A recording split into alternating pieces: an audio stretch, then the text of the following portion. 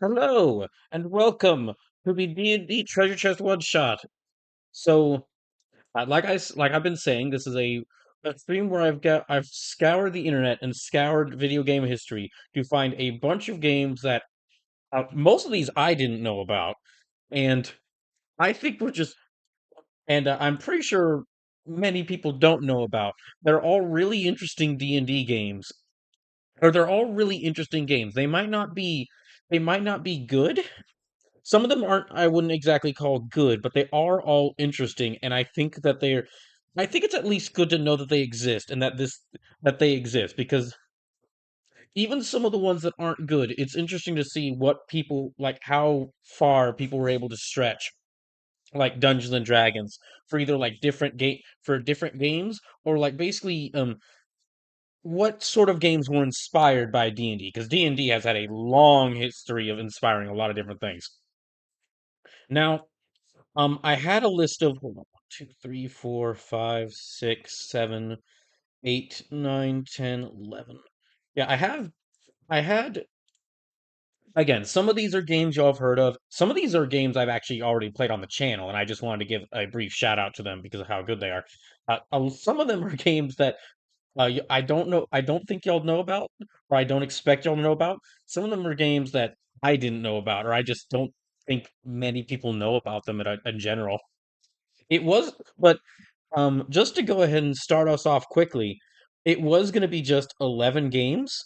However, I posed a question in the chat before the show. It says, take your bets now. What genre of game that sounds like it would work with D&D the least do you think there's a D&D game for? And Sleepless, you said RTS slash 4X, kind of Civ clone, but using D&D skins.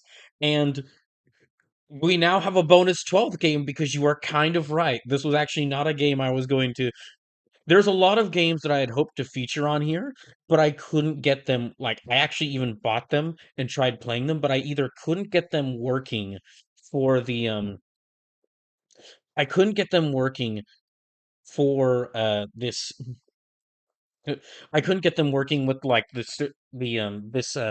stream setup with OBS because a lot of the really old D&D games are on DOSBox, and DOSBox just doesn't it can work. It can have games work on newer PCs, but it doesn't exactly play nice.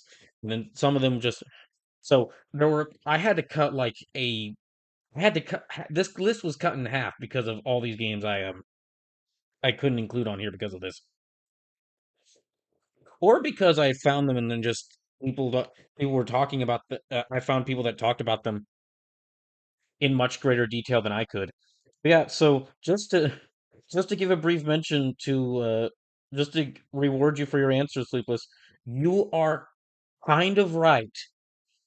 That's not the answer I was looking for, but you are kind of right. There is one of the I'll be mentioning these games a lot. There's the gold box games, and I mentioned said last night they were made by West Isle. That was incorrect. They're made by a company called Westwood Studios back in the 80s and 90s, and they're just a whole bunch of D&D dungeon crawlers, and then just all other tons of other games. And one of them they made.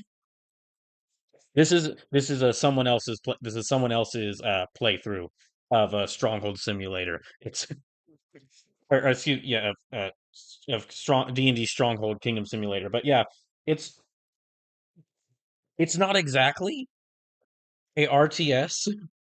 It's not exactly an RTS 4X game, but it is a kingdom. It is a kingdom simulator. Oh, hey, Detective Heartache says, "Give me D&D Oregon Trail."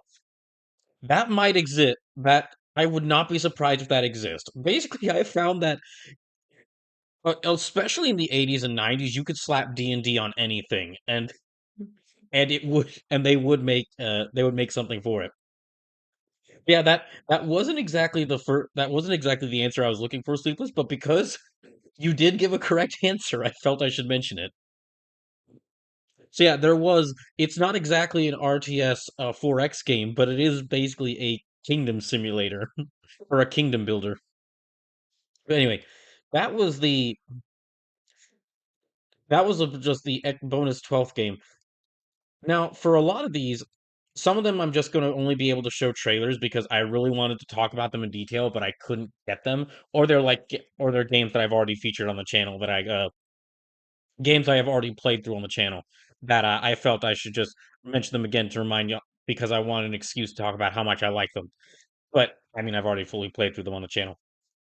But for most all these games I have that I will be playing or showing trailers for, I'm actually going to be going in like release date order. So we're going to go all the way to start. We're going to go all the way back to we're going to go all the way back to 1990 for the first one of these games. Let me see if I can actually load this up. And I'm going to be switching through things constantly as I try to show off some of these games. Let me actually try and see if I can. Yeah, there. Okay. So I said, what was the question I asked was, what do you think, what genre of game that sounds like it would work with D&D the least do you think there is a D&D game for? Sleepless you said like some sort of RTS 4X game, which and you were kind of right because there was a like kingdom builder. However, the answer I was actually looking for, let me see if I can just load this up. Yeah, just let me load this up. There we go. Is top-down shooter. Let me actually see if I. Yeah, I said we're gonna go. We're gonna go to some very obscure games. But yeah, the answer I was looking for is a D&D top-down shooter released in 1990 for the NES. Let me know if this is a little bit too loud. I'm gonna have to be changing sound settings. Yeah, I'm gonna have to be changing sound settings around constantly. Second Mark says D&D Advance. Oof. So as the title screen shows, this is Dragon Strike. I'm actually gonna, I will turn down. The NES can get a little bit loud. Really, there we go. I'm gonna turn that just a bit down because the NES sounds can be a bit painful to listen to at times. Yeah, what this is that I was just talking about Westwood Studio. I was just talking about Westwood Studios, who were basically given the D&D license throughout the 80s and 90s to make games. Well, one of the games they made was called Dragon Strike for the PC, and the PC version of Dragon Strike, there was like a yeah, the PC version of Dragon Strike was actually like a D&D flight simulator where you were a knight riding on top of a dragon, flying around and fighting enemy dragons. And I played it and I was going to show it off, but I couldn't make it work. I couldn't make the game work well with I couldn't make the game show up on OBS, and yeah, I couldn't make the game show up on OBS, and it's how to describe this? It's some of these games aren't going to be good, at least in my opinion. Some of these games aren't going to be good, but all of them I felt were kind of interesting. Dragon Strike on PC I felt wasn't the best sort of thing. Although because Flight Simulator, it's a flight simulator by a studio mainly known for making like dungeon crawlers and RPGs, and you have to control it with PC controls. Although I mean that did work for Wing Commander, but the main reason I couldn't feature Dragon Strike on PC was because the game just wouldn't work with OBS. I couldn't make it work with OBS. So I was feeling a little sad about that until I found out that Westwood Studios, they also, in addition to making the PC version, they were told by the people who owned the Dungeons and Dragons, which I believe was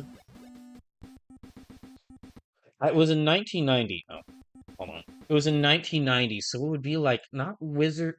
It wasn't Wizards of the Coast, but it was like the company before Wizards of the Coast. Hold on. Yeah. Okay.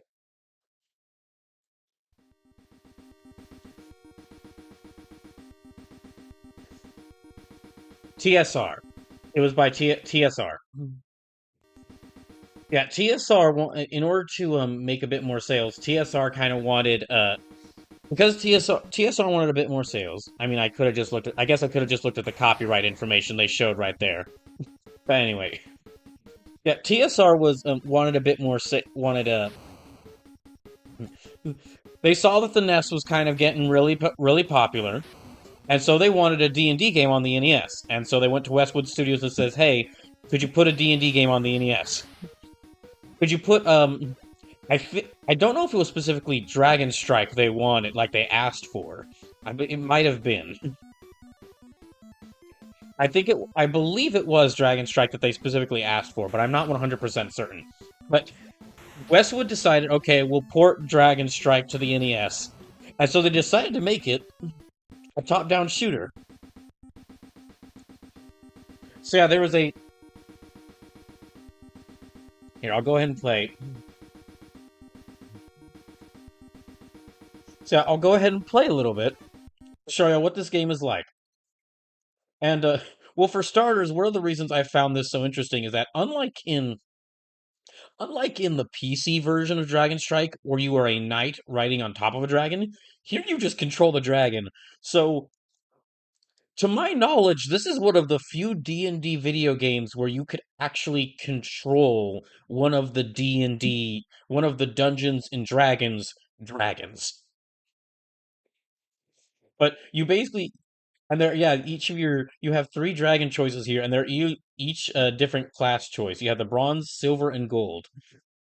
And I know, like, so I because the stats here are a little hard, were a little hard for me to read. I don't know who is specifically who, but one of these like the more slower, heavily armored one. One of them is the faster one that is a bit the faster one that's not as heavily armored and takes less hits. And then the third one is like the one that's kind of in between. But here, we'll go with Gold Dragon. And I'm gonna go select easy difficulty for this for a reason. So I can at least, yeah, I'm gonna select easy difficulty for this. Your first mission is to engage 3 White Dragon Scouts. May your ambition propel you to victory. So, like I was saying, some of these games are really interesting, but they're not exactly what I would call good. And Dragon Strike on the NES is one of those because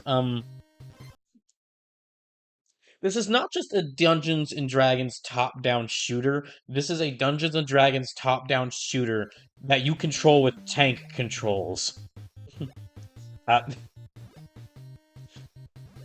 I'm not actually deciding where moving my dragon. They move automatically. Your dragon moves automatically. The left and right buttons, actually they rotate them and like make them change direction. And then the forward and backwards buttons. The forward button, okay, did they take it out there we go, okay.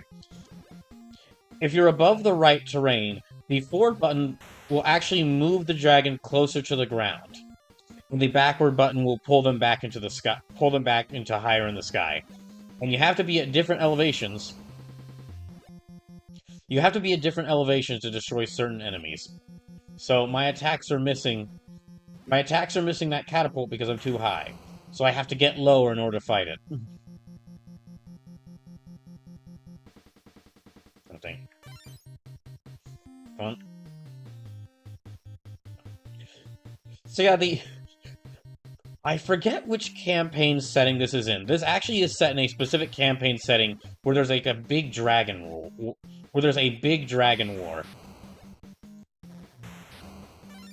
Yeah, this is set in a specific campaign setting where there's a big dragon war. And it's like one of the armies has an entire legion, or has an entire army of enslaved chromatic dragons. And then the heroic kingdom, in order to fight back, what they have to do, they end up finding a couple of eggs for metallic dragons, and they train them to have dragon riders. There was also I forget if this was made in the 1990s, but I think if I remember correctly, in addition to these games, there's also a board game, like an actual Dragon Strike board game. There was one released recently that's like a but yeah, there was one that's released recently, but I forget if it's like that is just like it's a board game based off of the old PC game, or if it's a board game based off of an old version of the board game. I unfortunately I have in preparing for this stream and because of stuff that's happened well, in preparing for this stream, I absorbed too much knowledge about D&D games that people really don't know about. And then I ended up losing some of that knowledge because of, well, stuff that's happened recently. But yeah, the I had oh, and just to let y'all know, some of these games I'll be playing for quite a bit, like a bit of time, like a few hours. Some of them I'll just be playing for only a little bit of time. Like this game specifically, I won't be playing for that much longer. Horrible cracking that closing my shorts. Yeah. Yeah, just when I there are other D&D game Dungeons and Dragons games on the NES. Like there's a couple of basically there's a couple other ports of the gold box games where they tried to fit those gold box games on the NES with varying degrees of success. With varying degrees of success. However, out of all those, the one that I just felt was the most interesting was this one because it is a because it is to describe this game. I have to say a sentence I never would have thought to say, or I never would have thought I would say, which is this is a Dungeons and Dragons top-down shooter that is a port of a Dungeons and Dragons PC flight simulator. But I'm playing I'm playing on easy difficulty just so I could survive at least one level before I die. This is yeah, I wanted to at least survive one level before I move on to the next game. But once I die here, I'll go ahead and move on to the next one. Right. Also, this stream it might go the full 6 hours. It might be a bit shorter. It's just going to depend on how much time I give each of these games. Yeah, I won't be spending too much longer on this one. I just I just because I'm going with these games in chronological order. I felt this would be the right one to start with. Yeah, we'll be moving on to in just a second. There we go. Okay.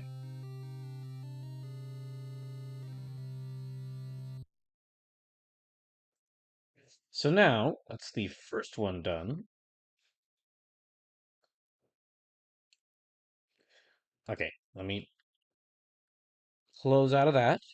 And then, so jumping ahead, again, I'm going to be skipping forward throughout many different time periods, or skipping forward throughout many different years over the course of the stream. But next one, sorry, the storm is the awful weather is back, so I might if the stream goes down at any point because of the weather, I'll try to bring it back as soon as possible. The sky has not liked me these past few days. But okay, let me go ahead and load up the next one, which is so so one of the other games I tried to play through for D&D Delights was Baldur's Gate Dark Alliance 2. And if you don't remember what happened there, I got to near the final boss and then I had to quit. I had to quit because me and the final boss were basically locked in a stalemate. However, while looking up games, I do really like the GBA. Are there any Dungeons and Dragons games on the Game Boy Advance? As it turns out, there are. Um, and out of all the ones I found, I couldn't really go through all of them. So I decided to well, I had like I've been saying, I've had a huge list of games for this, and I had to like just to make sure this would all fit in one stream. I kind of had to limit the number of games I'd playing. So I could only pick one GBA game, and the one I ended up picking. Let me see if this will show up. The one I ended up picking because I was surprised to find out this exists is Baldur's Gate Dark Alliance 1 on the Game Boy Advance.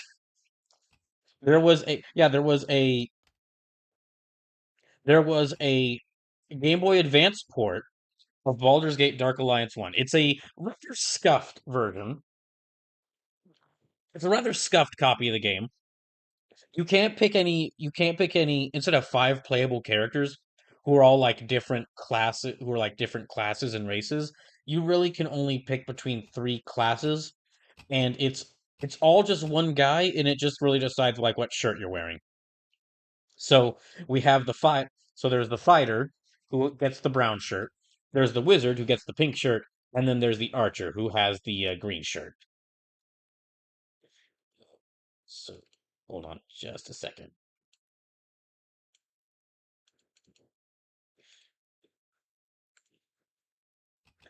For this, I'll just pick the fighter. And you do have skill points that you can distribute. Although, if I'm being honest, from what I've played of this, I'm not sure what all the skills do in this game. Like, I know what the skills do in Dungeons and Dragons, but I'm not sure if I'm not sure how they work in this game because this is overall the gameplay for this is rather simple.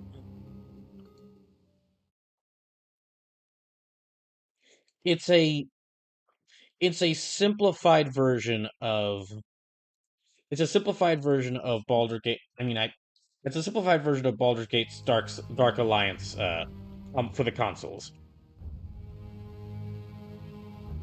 Right, hold on.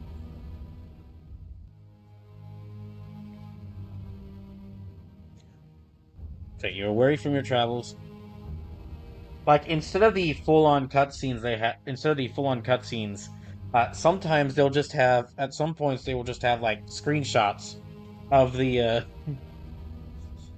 cutscenes will be like screenshots of stuff of scenes from the PS2 game with text overlaid over it. Also, myth the legend, but also a place where anyone can achieve fame and fortune. Sorry, Dark, when you arrive in a new sea, since strange was heard, you try to find a place to sleep. You run where the danger looks certain everywhere, and suddenly. So in the in the console version of Baldur's Gate Dark Alliance, that's the combat tutorial where like where you're attacked by a couple of thieves. But here you're just attacked.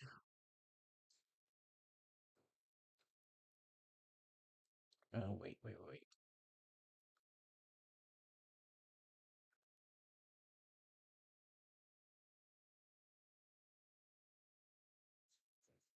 Hmm.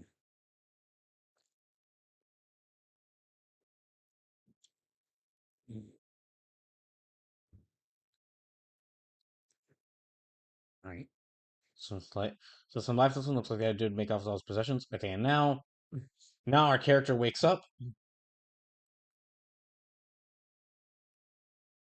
and now we have to head to the inn to we have to head to the inn. Seek shelter in the Elsong Tavern. It's close enough, more than enough cover there. Maybe one of them would know how to find those that attacked you. So, welcome, stranger. You don't look so well. You should ask Ellen, the barmaid, for a little fortifying drink. Oh, sorry there, sir. It's also something that is interesting about this is this game has an odd sort of like atmosphere to it. Like a lot of it's got an almost disconcerting atmosphere to to this game. I because I haven't played Baldur's Gate Dark Alliance 1, I don't know if that's in the in the consoles version. But yeah, there's just an odd sort of there's an odd a disconcerting atmosphere to this game. We'll see a bit more as I go through it. Okay, the Elf Song Tavern is called so because sometimes the song of an Elven spirit can be heard. Mouth the bartender. I heard from the guards you were knocked out by thieves. See what they robbed you? Sounds like members of that thieves guild, which is hanging around a lot lately.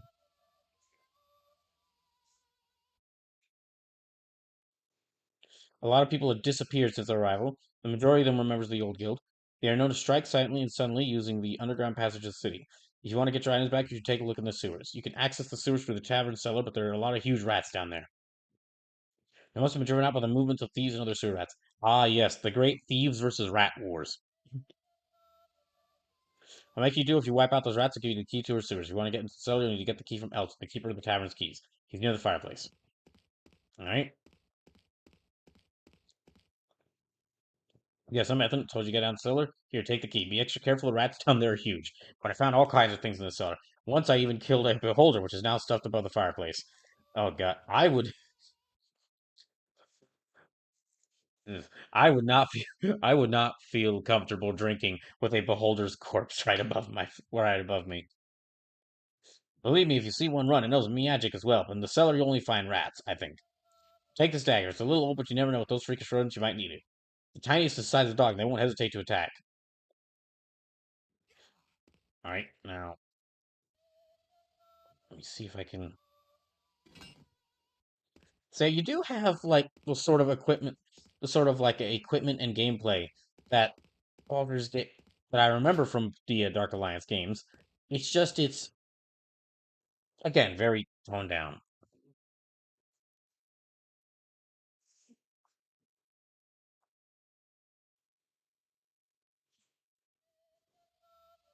Welcome, traveler. If you want to take a long journey to Forgotten Hills, you'll learn how to use the power. Okay, move, attack, form action. Depending on the case, the action you speak, take out, protect. Protection will be effective when the spell is equipped, except for some special skills. Okay, L plus A, health potion. Melee weapons, daggers, swords, axes, range weapons, those magical weapons, spells. Okay, let's just go ahead and go down to that cellar.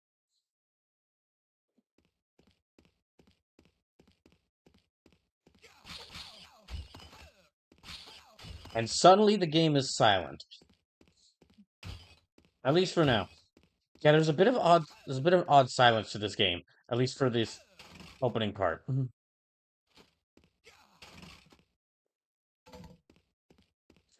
Yeah, this is another one of the games that I won't play for too long. I just long enough to show what makes it so interesting to me.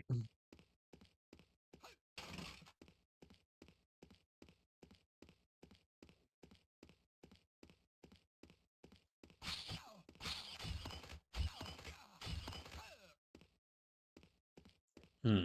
Dang it.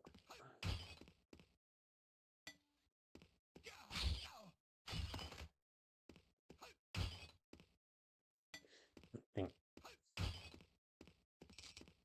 So let me try to collect as much as I can before I get to before I get yeah, let me try to get through as much as I can and I guess kill as many of the rats as I can. Sorry, rats.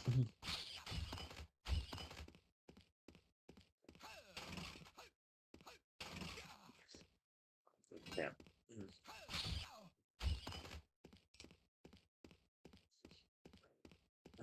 Where's Oh, you also another thing that is interesting as you find more stuff, you can find like of course you can find weapons and armor to equip on characters and to equip on your character, and the armor does show up on your character. Just it's like it's not it really just kind of like changes some of the colors of his sprite.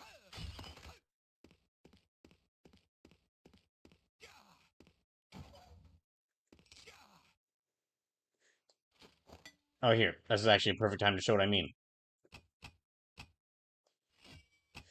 So yeah, you can't the armor does show up there. It's just that well, it's only like it really only just changes kind of the color on your character sprite. And here, okay, this is kind of what I was saying earlier about like this game is kind of disconcerting. Or like this game has like a kind of unnerving atmosphere to it. So yeah, throughout this first area, we're just fighting the rats. It's completely silent besides the sound of you fighting the rats. And then you step through here, that music starts up. You step through here, that music starts up, and then suddenly demons who make monkey noises. So monkey demons.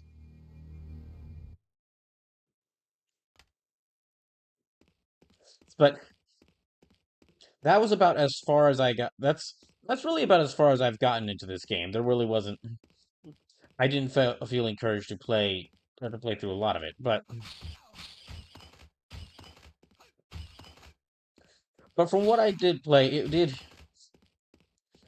From what I played, the most interesting about it was that just oddly horror tinged atmosphere it's got.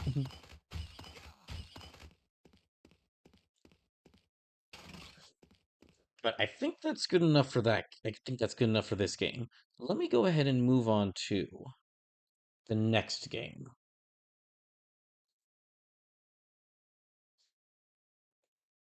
And this one released. Okay, this one released in the same year as the GBA version of Baldur's Gate Dark Alliance. But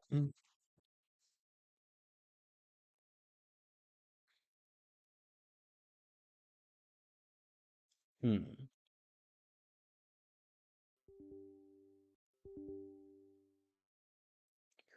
yeah, this one also released in 2004. But it's a okay. Come on, it's a kind of different game.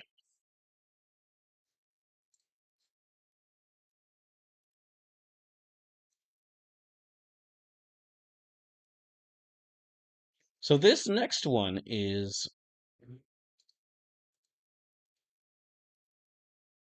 where is the where is oh geez. Okay, hold on. Hmm. I didn't realize that wasn't supposed to show up like that. Okay, here we go. Okay, the next game I was going to show off. Oh, one other thing. Okay, one other thing I forgot to mention about that Baldur's Gate Dark Alliance GVA version. It was made by a studio named Magic Pockets, who are actually still active today. They're currently working on like a video game for the anime Space Adventure Cobra, and they made a bunch of they mainly are known for making like some portable games, like some Teenage Mutant Ninja Turtle games on the DS, stuff like that. Oh, hold on.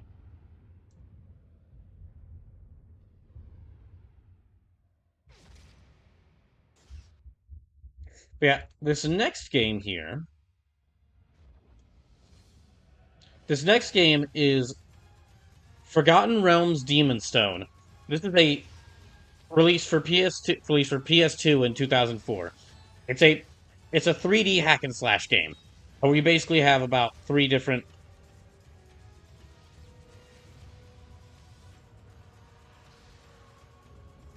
Hmm.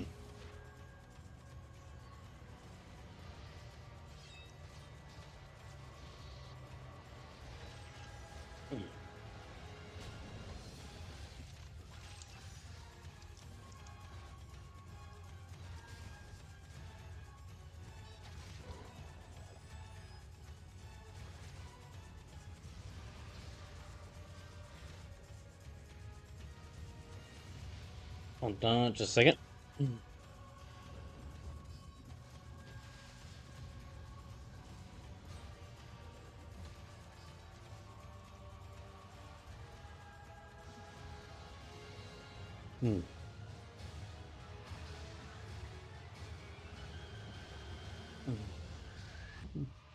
Yeah, this is a D&D or this is like a 3D hack and slash made for the PS2, released in 2004. Made by the sadly defunct Stormfront Studios. Unlike the previous two games, we won't start from the beginning. I'm actually going to load a little bit into this game. Gonna skip the first level because I played through that a dozen times. Prepare for this. Now, because it's a 3D hack and slash, you have three. Of course, you have like the general. You have three set characters: fighter, mage, and rogue, and they're overall honestly pretty generic. Pretty generic. Just the human fighter, human mage, dark elf, uh, rogue. But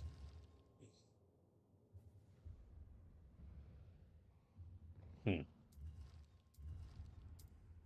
there, okay.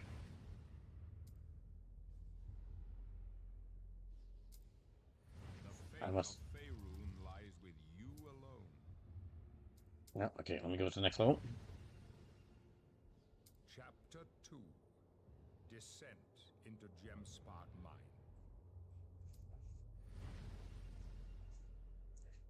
So, what is interesting about this game is that it's a 3D. Yeah, it's a 3D. Like I said, 3D hack and slash with multiple characters, but you actually control like all three characters, or like you switch control between all three characters. I You heard you were a control. child. Enough You said. fought. You play as one character at a time, and you can alternate I couldn't control help between the but two, spend between the other most two of my characters. wages. I'm half drow. The Drow, a race of murderers and thieves. Well, you won't see me Jeez, today. man. And I don't know why you feel the need. I'm from a town called Nesme. Of course. Mm. It was overrun by trolls. I was in Yeah, the you fight. actually control. You actually rotate control through, or switch control between all three of these different Almost characters, everyone I and know kind of died. alternate between them depending on what you need to do. Like, Explains the death wish. like the mage has like better range attacks that you need in order to access different things. While the rogue can actually like sneak up on people, and the fighter is well really good at fighting. The name's Rannick. However, it And you? has. None of your business.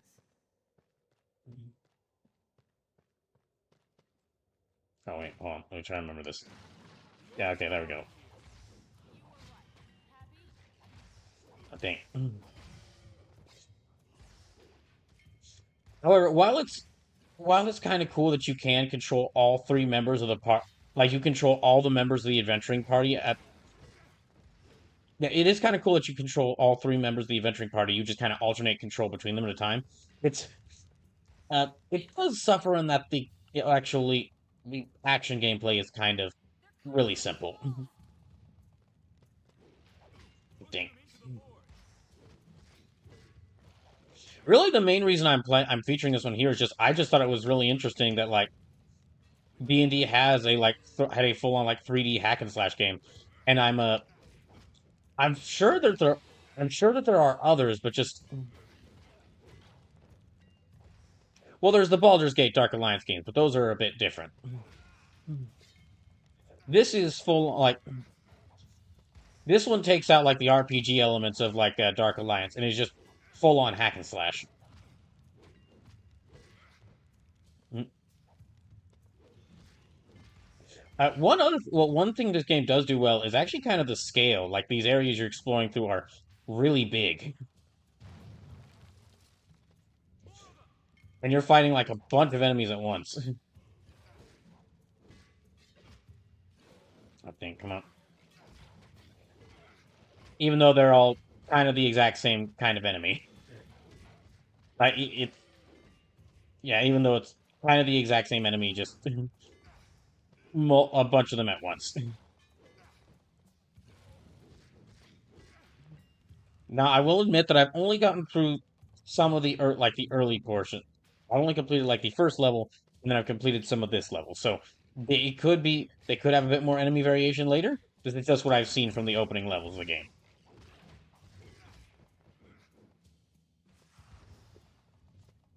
I think. Yeah, let me actually switch to trying to remember the controls for this. Come on. Hurry. Maybe there's an exit this way. Hmm. All right. Hmm. Hmm. Okay, press and hold. That's right. That's how you do the range attacks. Kind of what I was saying in that the mage does really well. Some of the differences between these groups, the fighter and rogue can do ranged attacks, but they have like a limited amount of ammo. The mage can just infinitely fire blasts of magic from his staff. So everyone can do range attacks. He's just the best suited for them.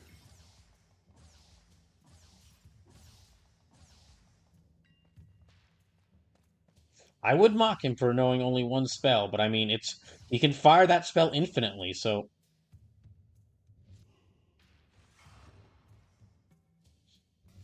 yeah. Okay. Oh no.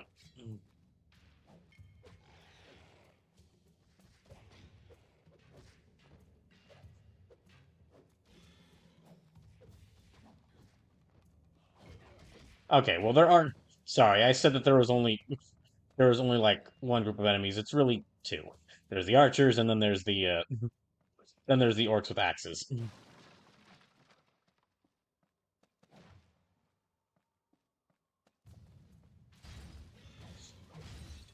Oh, and then there are like, well, no. I was about to say there are armored orcs with axes, but then I remembered that they really just fight the same as the orcs with axes, so not really much, not really much difference there. Hmm. Oh dang! Ow. Well, I guess he's near full health, so he doesn't need that. Dang. Mm. Let me see if I can. That's right. Everyone has a secondary attack, but oh dang it! Trying to remember how to get them or get up there because you don't have a jump. I mean, I guess I can just.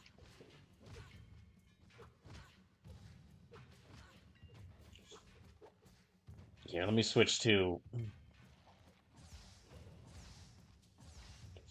Hmm. Let me switch to him for the ranged attacks. Oh dang!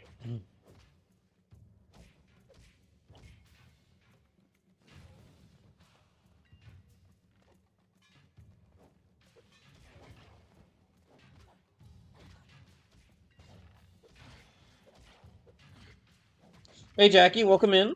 Oh dears. Oh gosh. Okay, come on.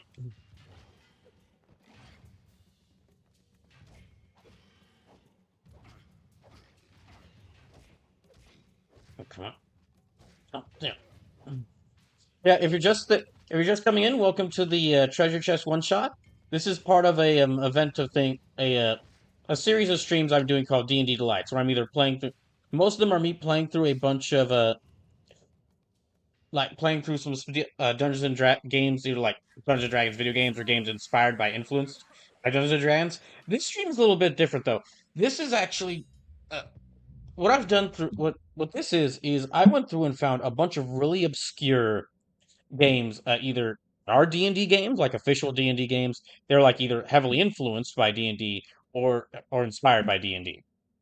Like they clearly wear the inspiration for a sleeve. It's basically just a look at just all the different many video games that D&D has kind of inspired or influenced. So a couple of the games that I've already mentioned were like Dragon Strike for the NES, which is a Dungeons and Dragons top-down shooter.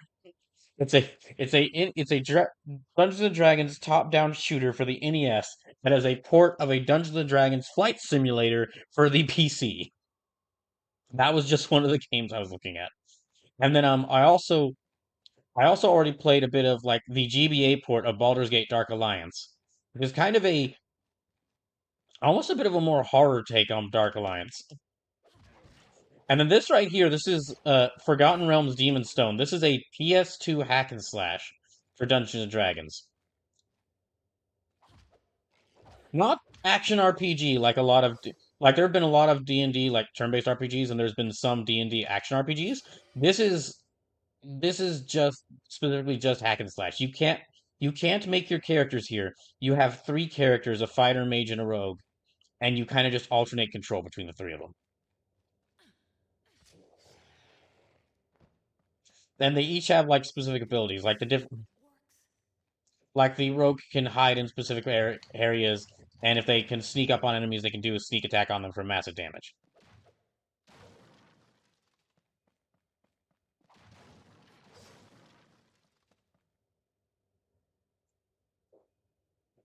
I think. Well, just a second.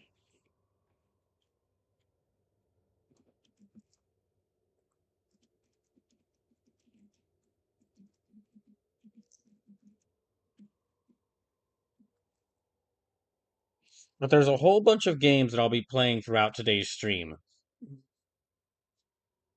There's a whole bunch of games I'll be playing throughout today's stream. Uh, just ranging from the obscure to the really weird.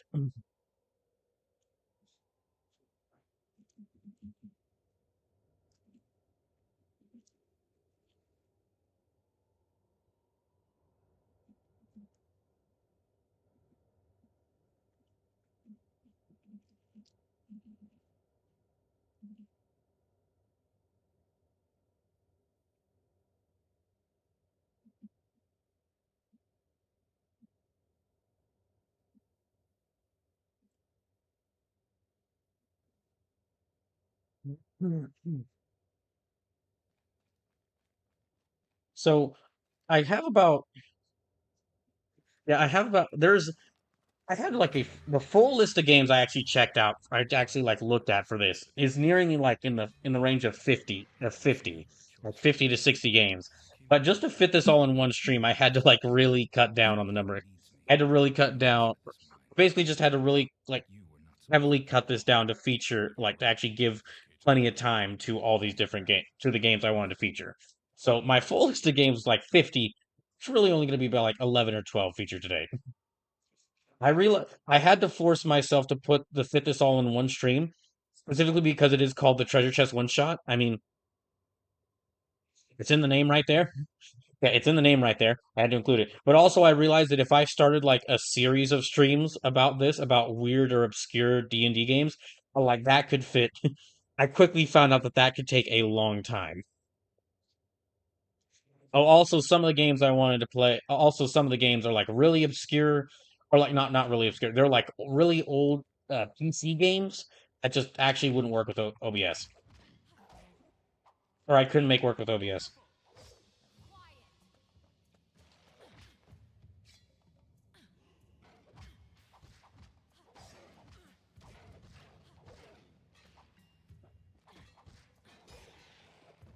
I think.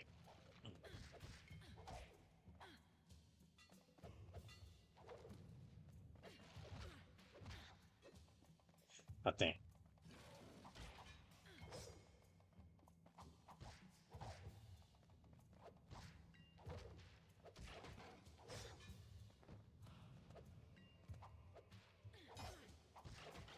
I think.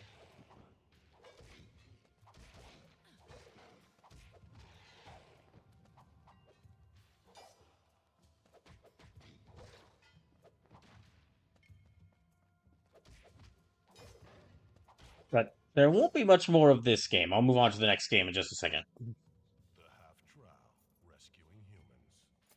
You might be useful. And the name is Jai. You never said what your other half is. Man, why you gotta be like that? using it as a throne room, That there's a king nearby. unless we hurry.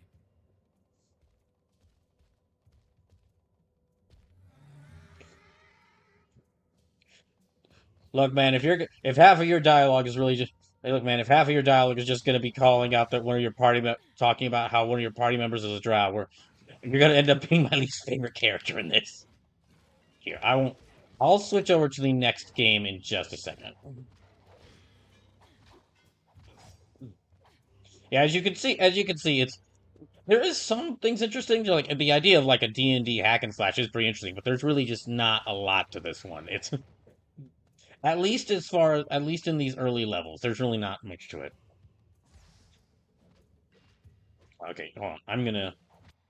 Yeah, let me pause for a second. Let me actually take a I'm gonna take a quick break whilst I get everything set up for the next game and to get some more tea. I'll be back in just a second.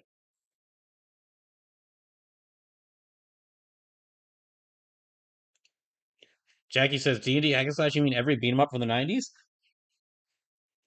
No, not exactly. I mean, this was a 3D hack and slash where you could like control where you have a full I mean a small party, but it is a full party character and you can just control all three of them. But anyway, let me be right back, and when I get back, I'll show you all the next game I have.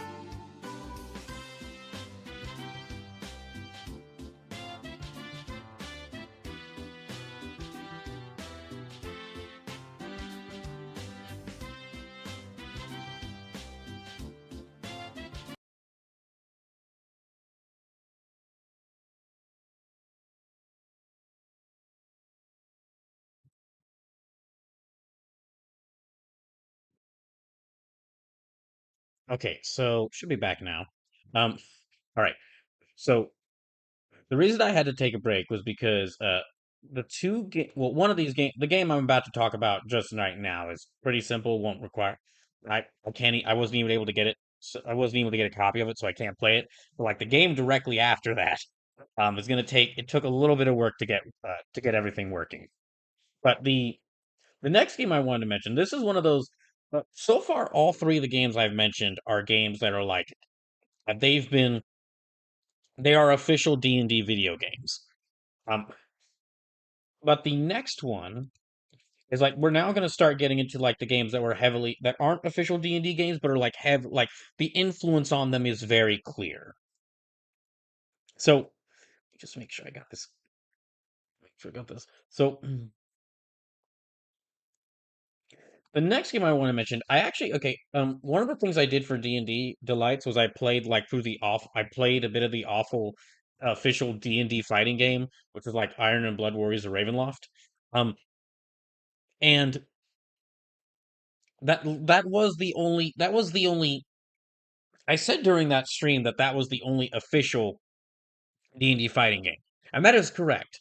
However, there is like there's like one other game that's like it's not officially officially a Dungeons and Dragons fighting game, but it is the influence on it is the influence from the tabletop game onto this game is very clear. So this next game, and I really wanted to play this on the channel. I really wanted to play this for the stream, but I wasn't able to get access to this. This is a game called Chaos Breaker, Chaos Breaker slash Dark Awake. It's got two names. It's Chaos Breaker and then Dark Awake, The King Has No Name. And it is it is a 3v3 fighting game. Let me actually see if I can, let me actually turn on the sound for this so y'all can hear this thing, or so y'all can hear it.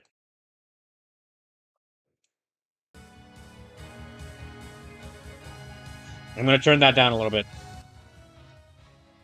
Yeah, it is a 3v3 fighting game, and even though it's its own original game, the D&D influence is really heavy with this one. Like one of the ways is that okay, it's a 3v3 fighter like I just said. All three like the official teams, all of the official teams are based off of like classic fantasy races. So you have the here, I'm gonna pause it for just a second here. Yeah, like you can mix and match characters from the different teams in order to like make the team you want to make the team you want. However, there's six official teams. There's the humans, there's the good elves, there's the dwarves, then there's the dark elves, there's the monsters. Yeah, the monsters. So it's basically which is like it's an orc, a goblin, and a troll. And then there's the undead. So which is like it's like two skeletons and a vampire. And then in addition to choosing your team members, you can also actually choose like a special item. And interestingly enough, every character like each item has like a special effect that it can add onto your character. And if you choose a character on your team and then you choose like their specific item, like their canonical the item like they that is attributed to them, that little like boost you gets even stronger. Now, unfortunately, I couldn't get this game. It is. I scoured the internet for a way. I scoured the internet for a way to play this game, and I just couldn't get like a working ROM emulator. It was originally released on consoles in 2000, or not consoles. Excuse me. It was originally released in arcades in 2004. Oh, I should also shout. Okay, I also shout out. It was originally released in arcades in 2004, and then after I don't think it had the highest sales because it wasn't like it was only in consoles in Japan, and after like it got out of it didn't after it stopped being featured in arcades, not consoles, arcades. It wasn't ported to any consoles until 2010, like 6 years later. It wasn't ported until like consoles until like 6 years later, where it was only ported to PSN. for the PS3.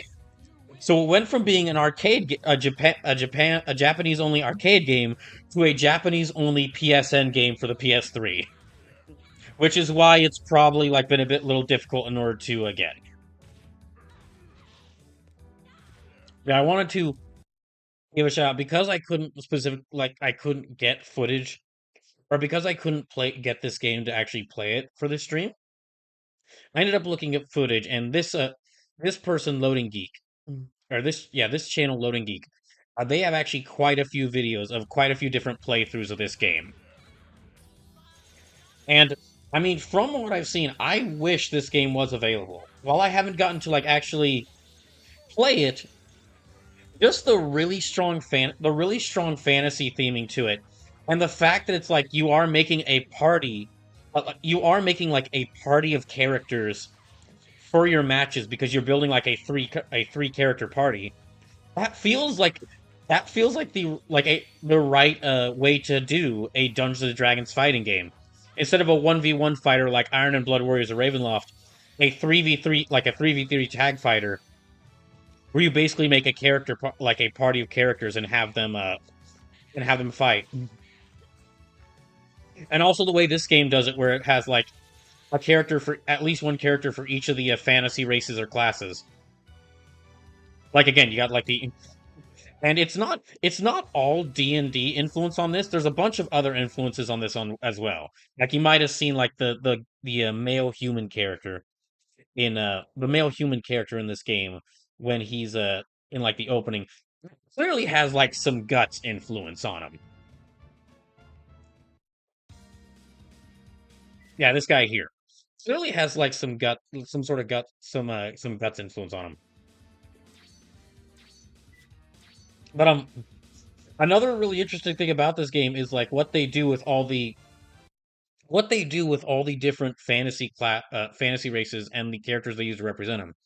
Like you have for the dwarves here, you have like warrior dwarf with an axe. You've got like gunner dwarf with a gun, and then you have a dwarf who's like driving a cannon, and that's how he fights. His yeah, he jumps and uses and combos you with a cannon. So, and this is just one of the characters. There's also like the one of the undead characters is like a skeleton warrior on a skeleton horse. You saw during the you saw when this player fought their first group of opponents. It was like an orc. It was an orc, like a big troll who takes up half of the screen, and like a goblin who's riding like a lizard.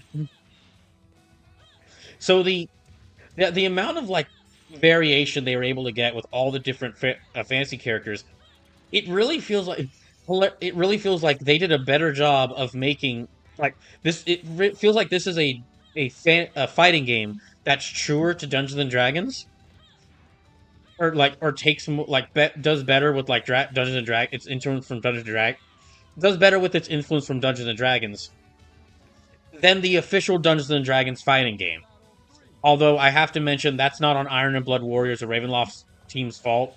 They were basically like they were just making a dark fantasy game until like the last month into the game's development when they were suddenly told that it was going to be a D&D game. So they had no idea it was going to be a D&D game until like the last month of development.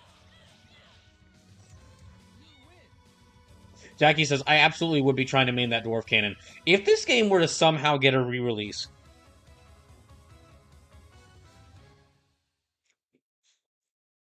if this game were to somehow get a re-release in like modern, yeah, or if this game were to somehow get a modern re-release, I don't think it wouldn't be like one of the big it wouldn't be like a really popular game like one of the big headliners, but I'm certain that like a kind of a devoted fan base would like form around it. Although there probably already is one that have found some way to play this game.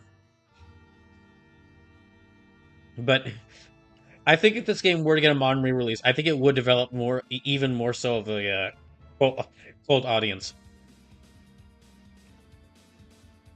Oh, like okay, just another example of like this game taking influence from other fantasy sources. This guy here, his name is like his name is not, I forget what his name is, but he feels very influenced by like this one character from Frank Frazetta's old fantasy pulp art from like the 1950s, because he's this big bare-chested guy with like a giant helmet and an axe. Curse Head, that's his name. Yeah, this guy feels very influenced by like this one picture that Frank Frazetta drew in like the 1950s. So yeah, if also the kind of look that this game have with like its 3D models, it still kind of holds up. Like this was originally released in 2004, but the way it looks, I think, still kind of holds up. They almost I'm taking this line from Thorgy's Arcade. Some of these games, I tried to find like whatever information I could, and I did end up watching some YouTube videos on them. So if you want to like a more in-depth look at like how this game plays, not Thorgy Arcade, excuse me, not Thorgy Arcade, not him. Guile Windquote. That's who I should be saying. Got those two mixed up for a second there. Guile Windquote did a short video on this where he goes more into like how this game plays. And at one point during his video, he describes like how this game looks, and he does a great way of describing it where he says like all the characters look kind of like actual tabletop miniatures, which he's kind of right. They've got like with the coloring to them, and like the look of the 3D models have kind of does look a little bit like 3D like a tabletop miniatures. But yeah, if as far as I know, he was like his video and then like Matt McMuscle's video on this game were like the only videos I could find actually talking about this game. So it's really really obscure just because it's not that well.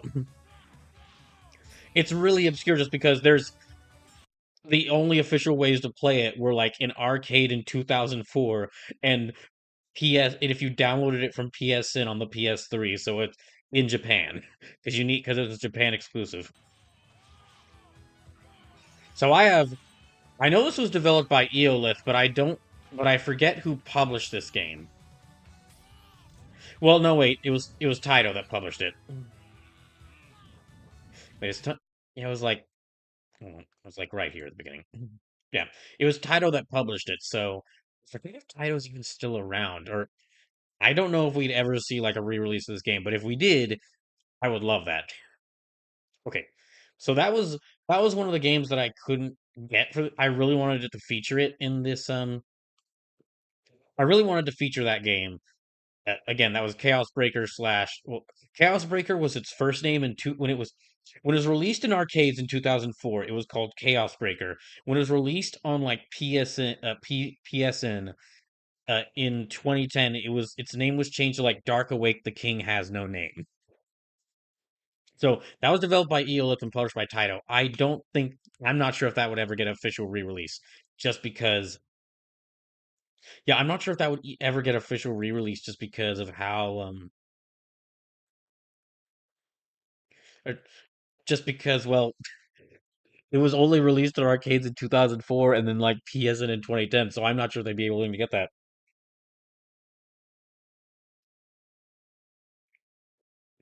So let me go ahead and go to the next game, and this is.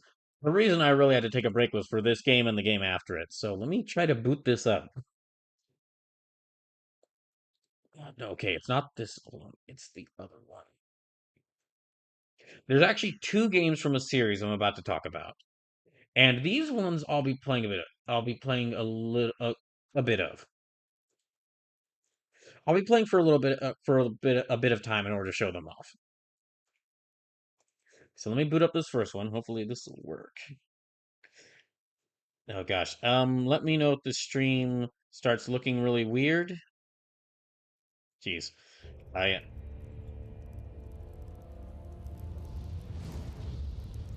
Yeah, let me know if the stream starts looking really weird. I think this will work. There, okay, got it. This is an old. Was young. The gods made dragons, the guardians of This the is an spirit. old PC game, so. But evil powers sought to destroy the divine order. Whenever it loads up, whenever this game loads up, it kind of messes with with my screen layout. Jackie says stream looks fine. Filled Okay, with thank goodness. envy and greed, the younger dragons set the world aflame with hatred and war. Okay, so to explain what this is, unfortunately, I To can't. restore the balance. Jeez. Okay, hold on. Okay, is that working? Oh gosh, what the? Oh, yeah. Okay, this is what I mean. This is what I mean. This game. I'm not sure if I think. Yeah, anytime I switch onto and off of the game, this happens. So I can't look at chat right now, and I'm gonna have to rearrange my windows constantly for this. Yeah, okay, let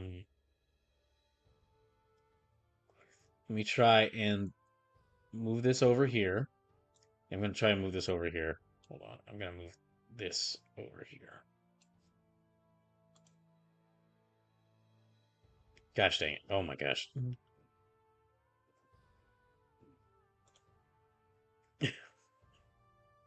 Jackie says, "Don't you love always full screen games?" Okay, just for this, I'm gonna have to for this, in order to look at the chat, I'm gonna have to load the stream up on my phone.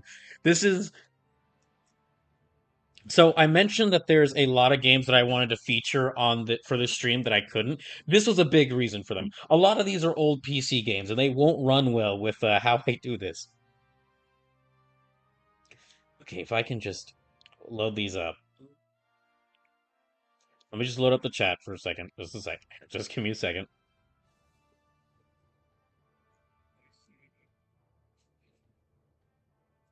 Okay. So what this is a game called Drakensang. The Drakensang, it is listed as there. This is gonna get a little bit confusing. Stay with me for a second here. Let me explain what Drakensang in general is, and then I'll explain what this game is. Drakensang is Drakensang is actually it's a tabletop RPG made in Germany, and it is in fact, and it takes a lot of heavy. It's clear when I looked from what I could find about the game, it's clearly takes a lot of influence from Dungeons and Dragons. Um, However, Drakensang is actually very popular in Germany, at least as far as tabletop, as far as from the information I could find, as far as tabletop game goes, Drakensang is actually even more popular than Dungeons and Dragons itself in Germany. And so, it actually has gotten to the point where it's gotten a couple of video game adaptations. There's like three really old PC games called like the Realms of Arcadia, and like all three of those are available on GOG and Steam. And yeah, they're all available on like GOG and Steam. Jackie says, "I finally have a PC that can run KOTOR and hate it doesn't have a Windows mode." That's a really big as far as playing games on PC. That's a really big turn off for me as well. If the game doesn't have a Windows mode, I get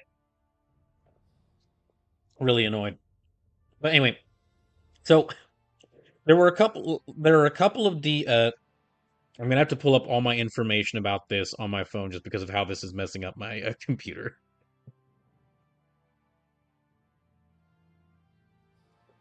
Yeah, I'm gonna have to pull up all my information about this game on my phone just because of what's going on with my computer.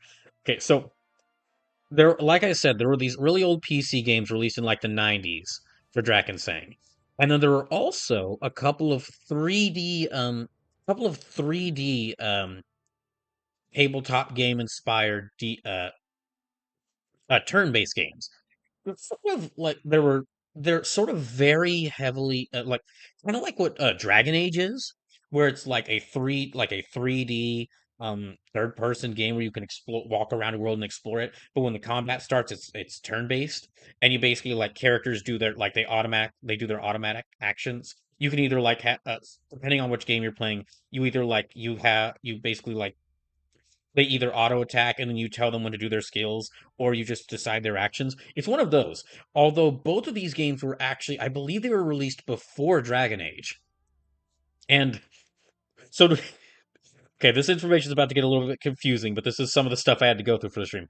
There are two of these games. There is Drakensang the Dark Eye, which that's the one I'm playing right here, and then there's also Drakensang the River of Time, which I will play, which I'll also play a little bit of right after this because I think both games are interesting. Drakensang the Dark Eye is available on PC on GOG only, where it is just called Drakensang. And depending on what information I get, I have got I've tried to find an exact release year for this, and I've narrowed it down to 2008 and 2000 or 2009. Like some of the Wikipedia article on the game will say one thing, then like some video like one of the few videos I found on this will say another thing, then like but then like the actual like GOG page the GOG page will say it's like no, it agrees with the YouTuber I watched. It's a but the I've gotten a lot of conflicting information on this, but from what I know, from what I've narrowed down, this game released in either 2008 or 2009, and it was developed by Radon Labs. And then the second game, which I'll get to in a bit, is on Steam. It is also called well, no, on Steam, that one's called Drakensang the River of Time, and that one either released in 2009, 2010, or 2011. Again, I've gotten a lot of conflicting information about this. Here, I'll actually start a new game for this. I am turning to you in what are now dark times. Much has happened. Yeah, this is one of those story heavy I have become embroiled. very That can now very heavily Dungeons and Dragons influenced like RPGs like Dragon Age, but this one's gone desperately need an army. very under the radar just because My outside of forces from what I could are find outside of Germany, destroyed. Drakensang isn't really well known This about. temple. Okay, let me see if I can try. Okay, let me see. Okay, there we go. So from right off, just to show you what character creation is like, because you've got quite a few options for character. Well, you've quite a few options. You have quite a few options for character creation, but it is still kind of limited. Like you have basically there are a couple of different character races in this, but really depending on what background you give your character, they're going to have a couple of different. They only have a specific choice of classes depending on what background you have or what background you give them. Like you, okay, human. The humans have warrior, archer, soldier, battle mage, healing mage, charlatan, rogue, burglar, thief, elementalist, metamage, and alchemist, and pirate. So that's about 13 different classes for the human. Then there's this separate Amazon. Well, there's still, from what I've been able to find out, there's still humans, but they really Amazon is just it's a female only class. Then for the elves, you have ranger, spellweaver, fighter, and that's it. Yeah, you just have three classes for the elves, and then you have three classes for the dwarves. So it's unfortunately it does have multiple races, but unfortunately it's a very human focused RPG world, at least from what I can tell. Like the humans even get separated into different races or like different cultures, whilst the elves are just dwarves are just the elves are just elves and the dwarves are just dwarves. But let me try for the character I'll play for this one. I'll probably go with just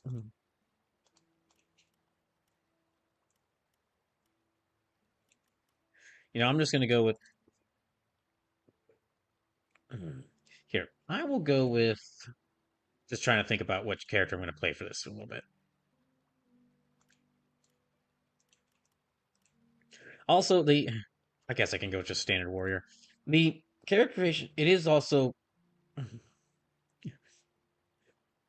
it is a little bit limited that you really only get like you have multiple different classes you can select, but you only have like one, and you can change genders, but you can't really decide how they look.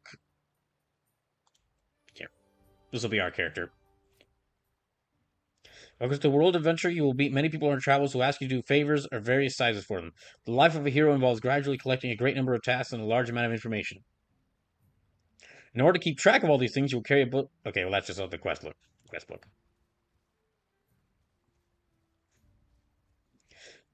So yeah, it is really interesting to play through because I had no idea that there was a game of like this. I had no idea there was a game of this level of quality from around this era that I just hadn't heard of. Like, I mean, I know that this was 2008 or 2009, depending on when it released. So games like this were pretty common. I'm just a little surprised at like how under the radar or how under the radar or not really well known at all this one is. Hold on, I have to exchange a few words with you. Is there a problem? I've traveled a long way and hope to reach the city of Furdock by sunset. Now, the basic premise for this game, okay, the premise for this game's story is your character gets a message from their old friend living in Furdock that your friend really needs to see you for some reason, and so you need to head to them. And I'll go ahead and tell you right now, because I don't know if any of y'all will ever get the chance to play this game. When you arrive in Furdock, you find that your friend has been murdered, and then you need to start searching around to find out why was he murdered. First, the reinforcements didn't turn up, and now Furdock has been sealed off, and all the while there's a pack of bloodthirsty murderers roaming the countryside. I'd like to know what's really going on. At the moment, only dignitaries and travelers of good repute are given a pass into the city. Be that as it may, I have urgent business in Furdock. Is this invitation from Viscount Bostock sufficient? The Viscount is a respectable man, but you won't get past Inspector Nandor without two attesters willing to vouch for your good character. Nandor is the customs inspector. He alone decides who can enter the city of Furdock this time. Okay. So, in order to get entry to the city, in order to get entry to the city the city of Furdock. Ooh, plant lore. You need to help out two people with different tasks so that they can attest to your character, and then you'll be allowed in. So let me just go around a bit. Terribly sorry you were robbed, but my hands are tied.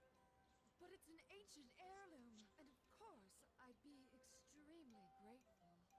I'd like to, but I have strict orders. What a fool! This isn't some waitress you have before Hmm. you, but my sister Selena, the queen So I'll of play Furdock. a little bit of this one, and then also a bit of the other game, River of Time.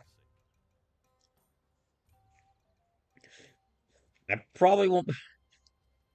There's a. I won't be able to play like, well, maybe an hour of each at most, I'd say, because there are quite a few other games I'd like to get to. Let me just stick to.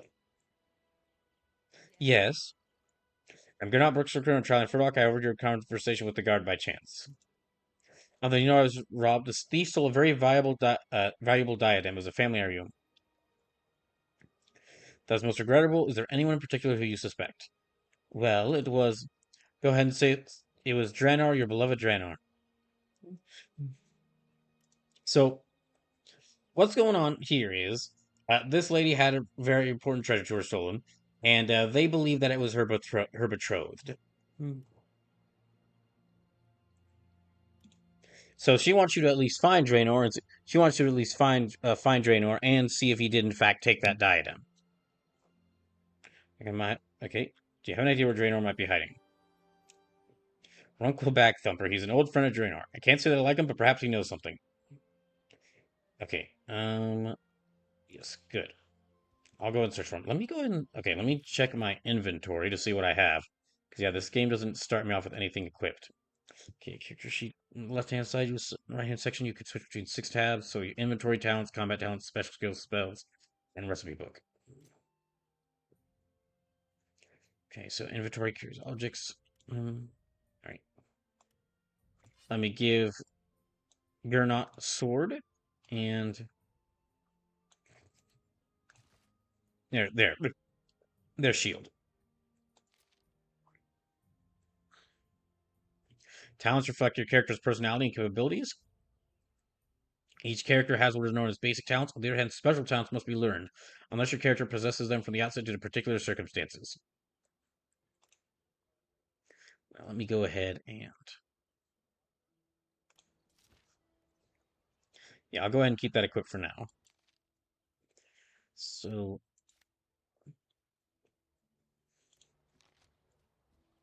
let me check to see where they said they were. Drainor's no suspect. Okay, find Draenor. So you find Draenor. Going single Draenor's Orm Fund might know where he is. I will know more once I have found him. Okay, so I need to find Runko Backthumper. And let me see if I can find them. I don't. I forgot if they're around here. Okay, I need you speaking to go. Okay, nothing. Right. Nope, they're not around.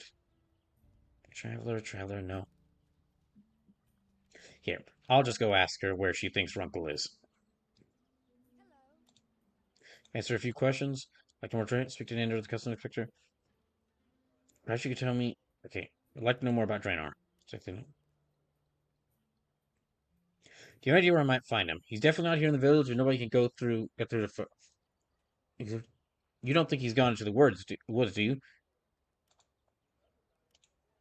Okay, ask you another question. Okay, nope. Not really much information on where Runkle is. So, my best bet, there is another town nearby that I can go check. Let me go check. Yeah, there's a town. Let me go check to see if I can... Okay, let me adjust things there. So yeah, this is... From what I have played of this game, it is decent. Like, the actual combat is a bit fun. Or is pretty fun. However...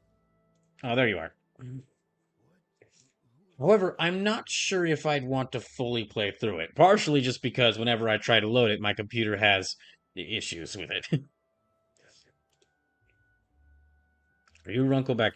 No, I mean, yes, but I had nothing to do with the theft of the diadem. Well, that sounds... Well, that sounds exactly like the words I'd hear from someone who was involved with the theft of her diadem.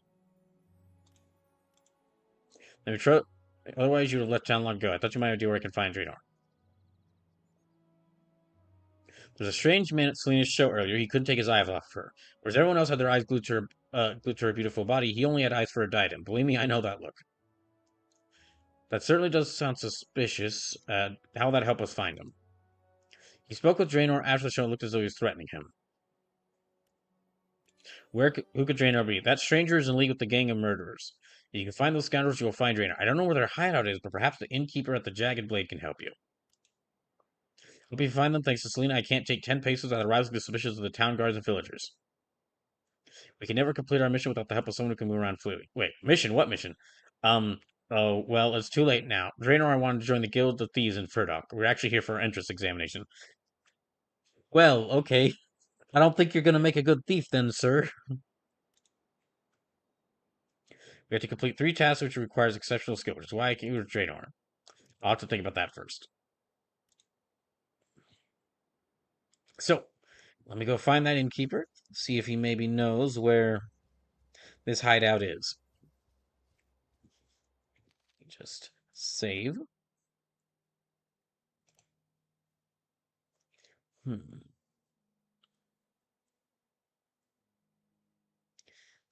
No, okay, no. Let me just...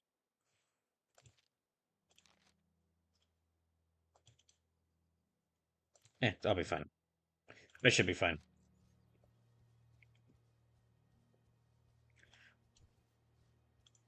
Nope. Nope.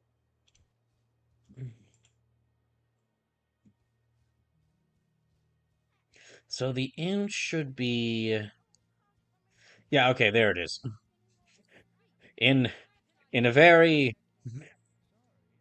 in a very Brawl Kaiser way, I guess the most Brawl Kaiser way I can recognize it. I remember where the inn is in this game because I remember because I remember the buff Amazon lady that is that hangs out right outside the door, or that hangs out right outside here. I'm gonna talk to. Welcome to Jagged Blade, the best tavern in all of Astro. Rumor has it they might have. Did you might know him about the gang of thieves? Rumor has it they might have stolen Selena's diadem. Do you have any idea where their hideout might be? I have no idea where those outlaws might be hiding. If I did, I would have told the guards a long time ago. But if I was leading a gang of outlaws, I would hide them in the dark forest on Bald Mountain in the southwest. You know, dark forest on Bald Mountain does sound like a good place to hide for a group of thieves to hide. Mars says offensive. If it makes you feel better. That's probably how most people recognize the end. I would not be surprised. Also, welcome in Marzesko fans. So, for those just joining, this is the a special stream for the series of D&D themed streams I'm doing called the Treasure Chest One Shot. Unlike where most of the other streams for D&D Delights are like me fully playing through or trying to fully play through different games that are like official Dungeons and Dragons games or games heavily inspired or influenced by Dungeons and Dragons. This is a bit different. This is I went through I scoured the internet and scoured the history of many different video games and found a whole bunch of a whole bunch basically I went to see just how far D&D's influence over video games goes. Like how and I went and found some of the I found some really obscure and interesting games that are either like official D&D games, or they're like games that were clearly heavily influenced or inspired by Dungeons and Dragons. Just a couple of examples of games I mentioned during the stream. The very first game I mentioned was Dragon Strike, which is it is a Dungeons and Dragons top-down shooter on the NES that is a port of a Dungeons and Dragons flight simulator on PC. Then there was also the Game Boy Advance port of Baldur's Gate Dark Alliance. Then also there was the Dungeons and Dragons hack and slash for the PS2 called Forgotten Realms Demon Stone. Then there was one game I couldn't there are a few of the games here that I like either I actually couldn't get them to play them on stream, so I had to just settle for getting footage of them to prove that they exist. And then there was also some games that like I fully played through on the channel before, but I just want to mention them because I think they're really good.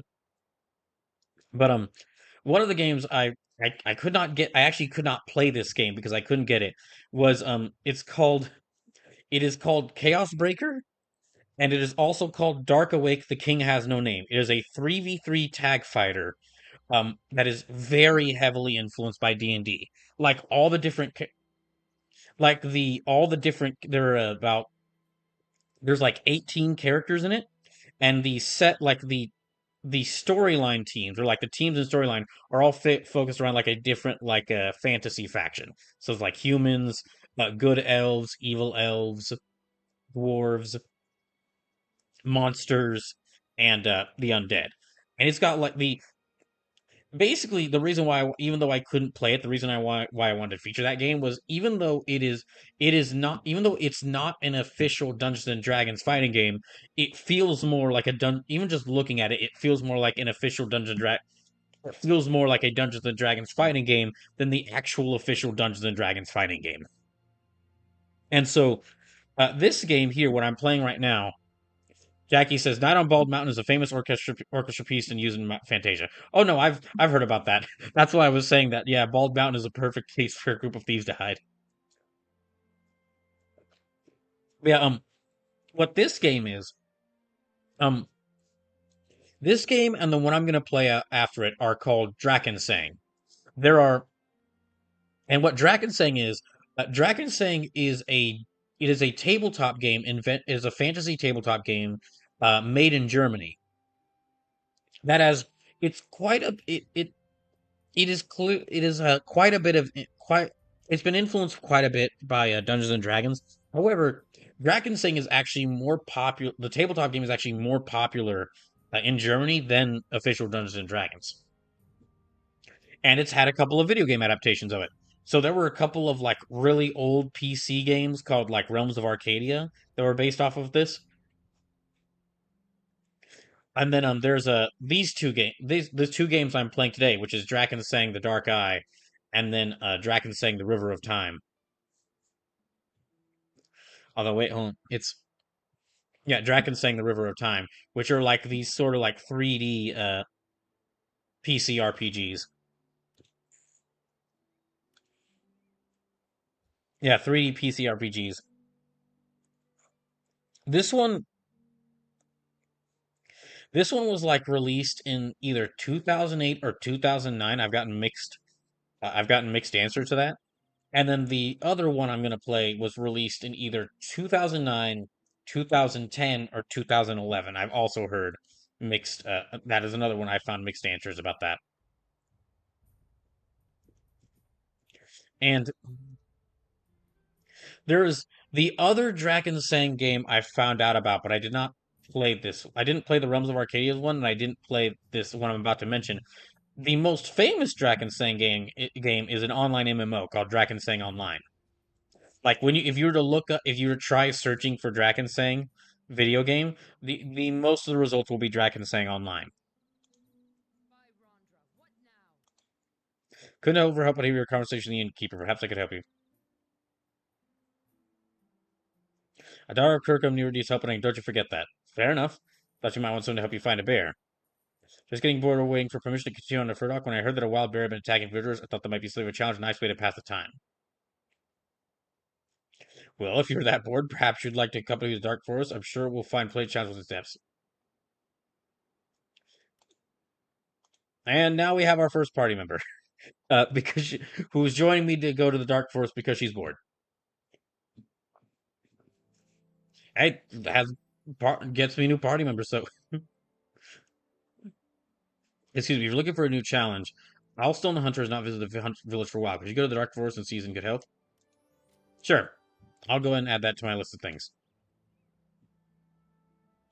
So yeah, I now have we've got Gernot here, who's the fighter, and then Rulana here is Archer. She's also got she's also got both of them have knives, but and she can use that knife if she runs out of arrows. But main thing is best weapon for her right now is the bow. Now then, to the Dark Forest. Although looking at it from over here, if that's it over there, it doesn't really look that dark. I think I might need to go into the water. Nope. He can't go into the water. Okay, I'll have to find a path over. That looks like a path over. Let's go over that way. So yeah, let's head to the Dark Forest and find out what's going what's going on with Draenor. Barn, but have you seen our master Ricorium? He's a spellcaster and he's wearing a pointed hat and green robe. He's been missing since yesterday.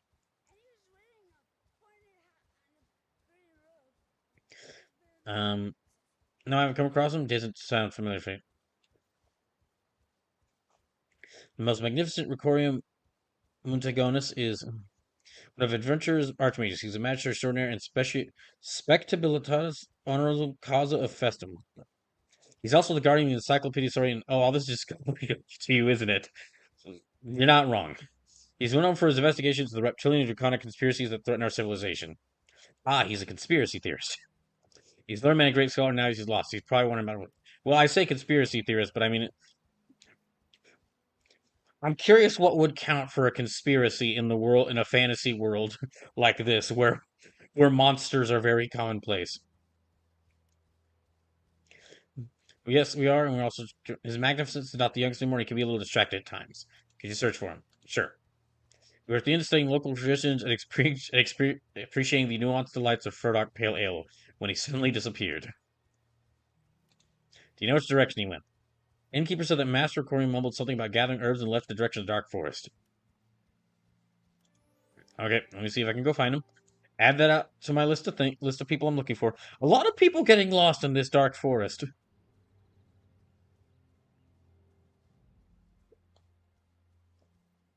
See if I can find, or let me see if I can pull up my map.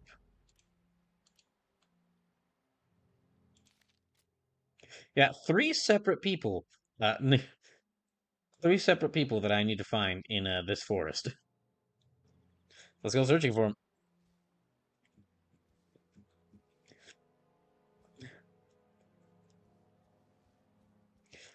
Jackie says this is entires WoW slash Dota.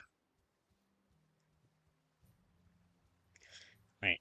Into the forest we go.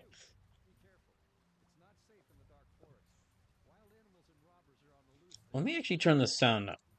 Wait for warning, but I'm sure we'll make I'm sure we'll be fine. Let me turn the volume up a little bit.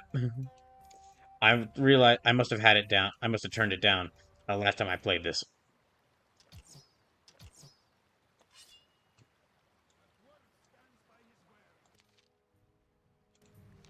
Yeah, all right. So, let's go this way first. I don't think my character. Okay, my character. Yeah. At first, Gernot just really has a mighty blow right now. Oh, well. Already I can see that things aren't going well. All is not well in the Dark Forest. Off conflicts for use play. Some people. Hmm.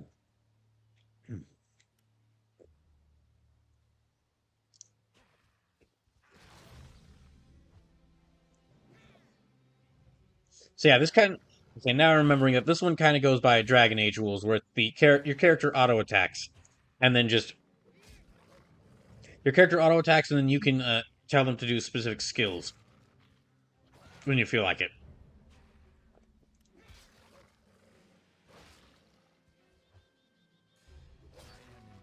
Oh gosh. How can I help you? There's nothing I can do for you, but do you have anything to tell me? Teach me a true thing about hunting. Okay, anything you can sell me. We should get some more arrows for Rulana. She's gonna need a lot. She's gonna need them.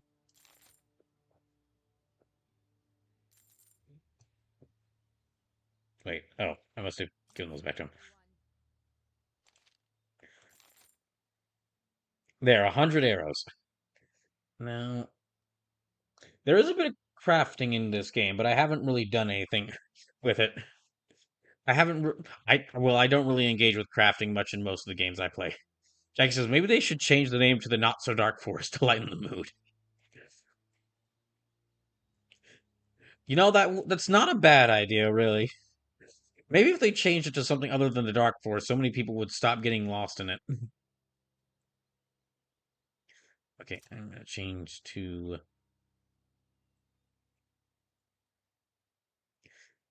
I will give my guy a cool hat. Yeah, let me give him a cool hat. There. A jaunty little cap. A jaunty little cap indeed. I am indebted to you for Lexi, whatever, could you teach me a thing or two about hunting? We shall see. Okay. Survival, traps, animal lore, spears, bows, game shop. Let me just. I'll learn survival. There. I'm gonna need to learn how to survive.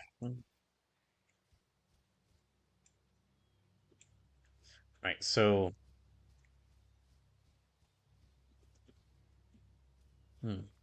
That's one of the people I needed to find.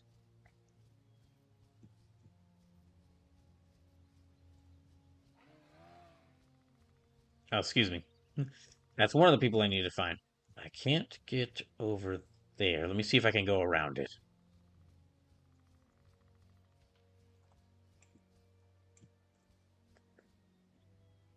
Oh. Yeah, it's always the boars.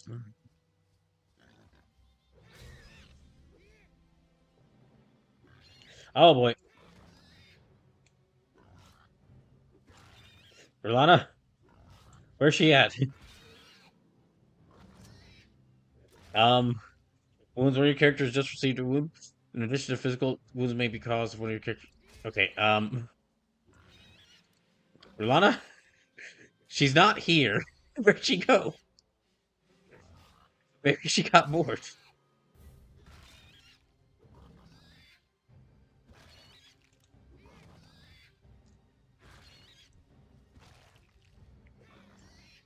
Hmm. Oh. Oh, there she is. She was blocked by the tree. Well, Gernot's a bit. Gernot's dead.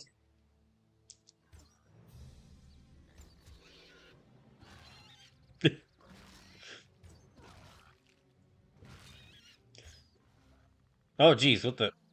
Oh. Oh, we're both dead. Okay.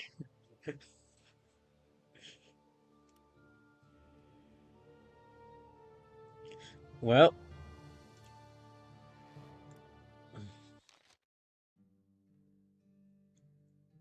that was. I can see why they. I can see why people are so worried about the Dark Forest. So, first things first. Let me go find. Let me go help this guy again.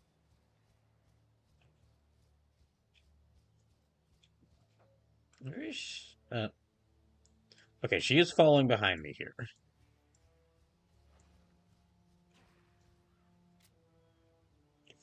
Right. We attack this wolf again.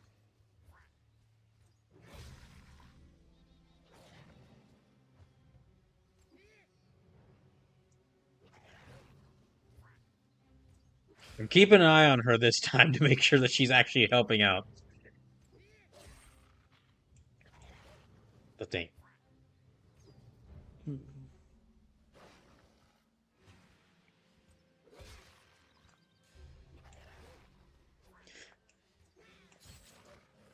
This is, in a way, this is a little good practice before I have to, for whenever I get to play Dragon Age Origins.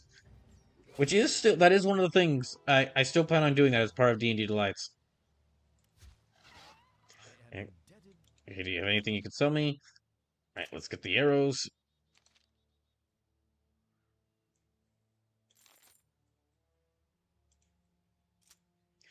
And let me get him his cool little hat.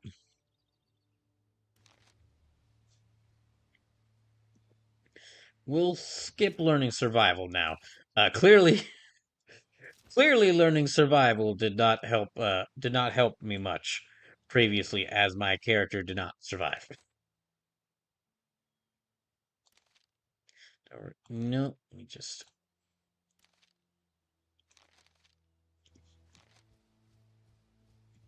Okay. Now, I'm gonna keep an eye on you to make sure you're falling behind. Let's go back to looking for those other two. Hmm.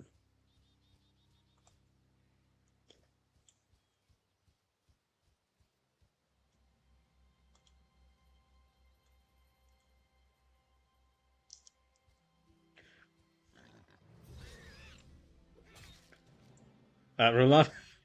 Gosh dang it. Good choice.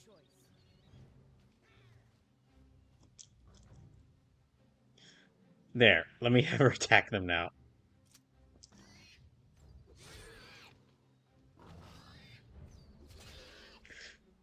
Maybe we'll do a little bit better this time.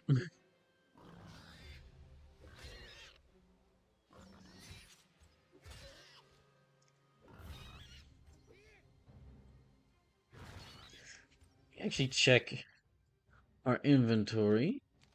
Listen up, everyone. Okay, she is putting those arrows to good use. Oh, wait, no. Okay. Thought I could maybe just stack the arrows on top of each other. Clearly not.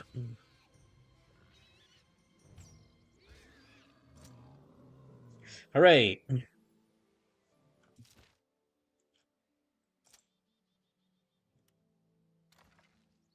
That was just like a single arrow. Alright.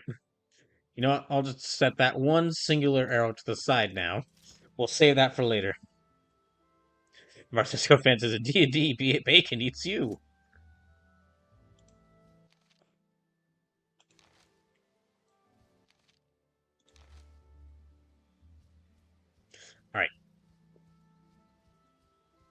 Now there's a couple enemies. There's more enemies up ahead. You see, it's not around there. It's around here. Yeah, we'll need to go around here. Oh. Let me save over this.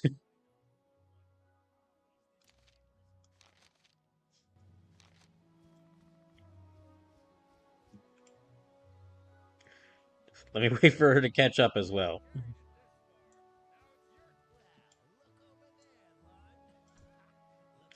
Oh, wait. Come on. There.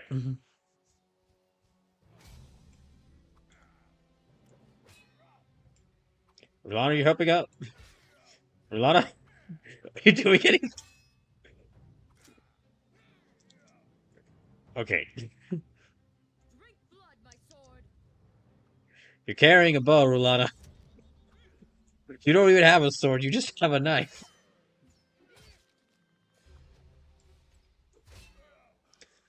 Okay, that's one of them eaten.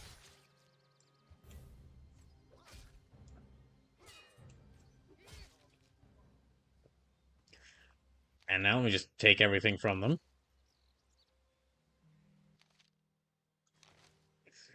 Can I take that axe off their hands? It appears I cannot. Rober's emblem, health scripts, weapon bomb. No, there's... See, that's 1d plus 3. And that is... This is 1d plus 2. So yeah, it's better that I have him stick with the sword.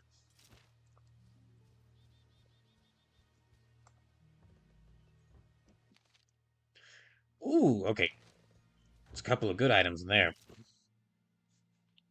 Now, do I want to give him... Well, this is just 1d plus 3, 1d plus 3, 1d plus 2. Let me give her the hatchet. And this knife. See, I'll give him the cutlass. And I guess let me give her the axe. I can't really set multiple... Yeah, no, okay. Bow's better for her right now, then. In that case, I'll... Let me see, what did... Okay, 1d plus 1, that's better for her. 1d plus 3, 1d plus 3, those are kind of the same.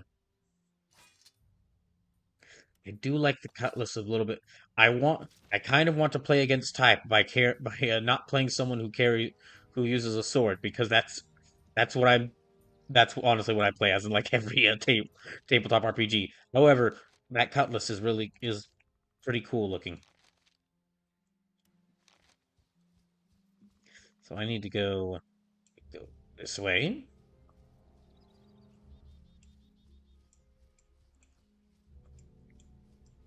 Let me go find Drain. I think what I'll do is I'll find these two other people I'm looking for.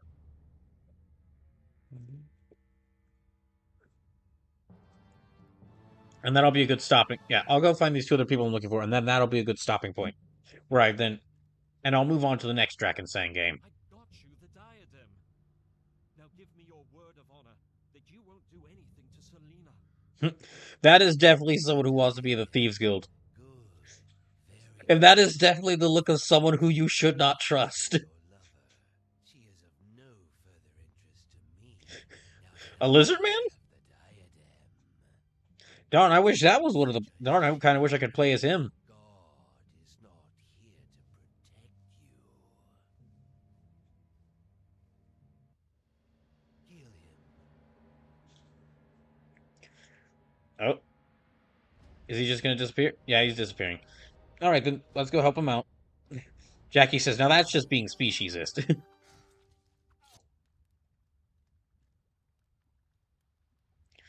care of that. And, yep. Avenging Kirkham.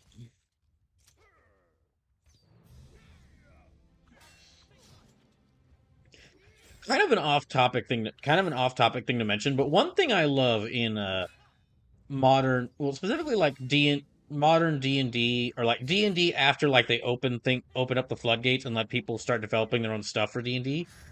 I love just how many playable races there are.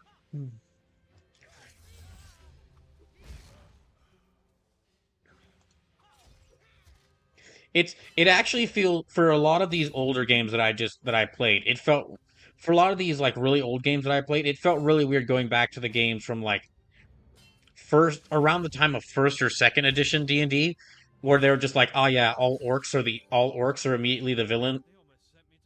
All orcs are always the villains, and they're always ugly, disgusting monsters. All dwarves are always like basically just all all the races were very one note, except for the human characters. You must be Draenor. Selena's looking for you anyway. Oh, his voice is cutting out. Wait, we can travel together. I have a proposition to make.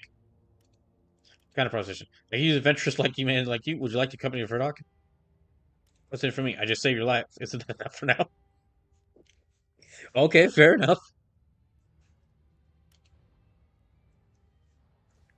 Okay, I now have 3 party members. Now let's steal everything from these. Now let me steal everything from these guys.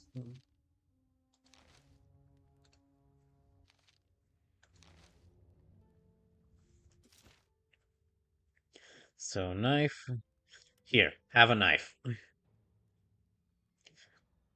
Cudgel. You also have a cudgel and an axe. So I mean, she's got plenty of arrows, and he doesn't have any weapons.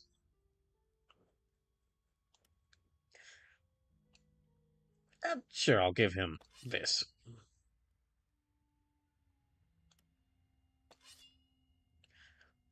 No, I'll just give him the epi. The epi.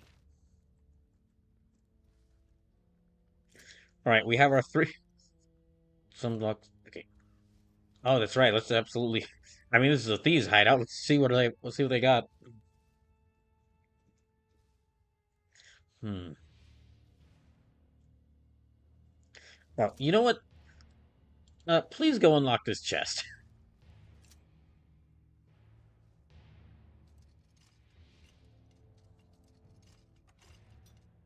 Oh.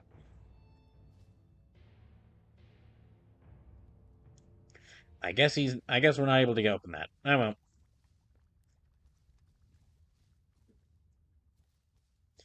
Now, one last thing. Let's go find.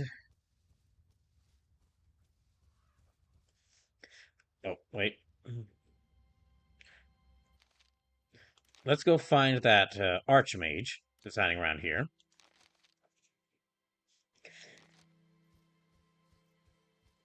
And then I'll go bring Draenor back to Selena.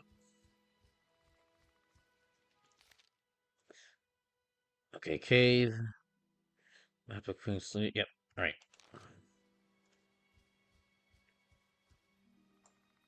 Guys, y'all back there? Okay, they're...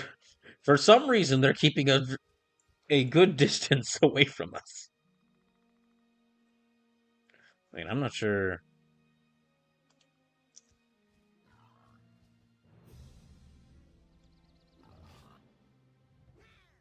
Guys? Guys? Oh, that's right. Oh, that's right. I have to select all 3 of them to attack.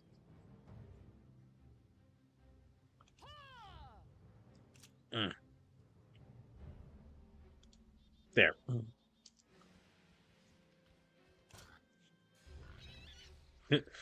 Meanwhile, this stag here is just...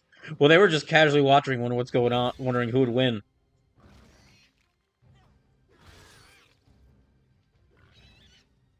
Hmm.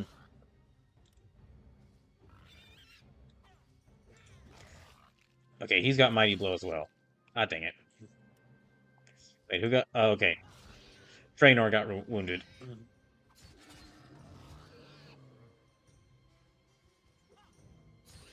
Hmm.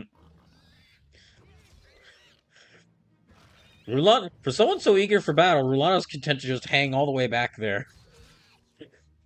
Maybe she thinks that the farther she's away from the fight, it'll give her be more of a challenge to shoot her target. Okay, anyway.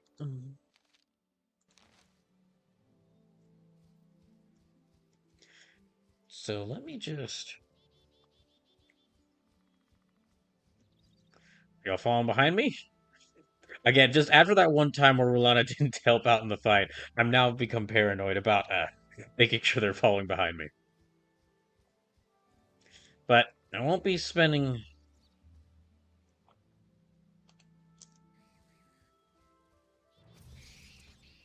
Oh, thanks, Rulana. What are those monsters? The foul creatures seem to be coming from those strange nests in the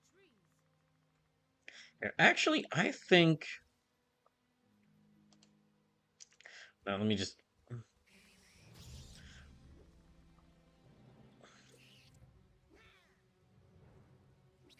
Okay, neither of them... Okay, neither of them are helping out.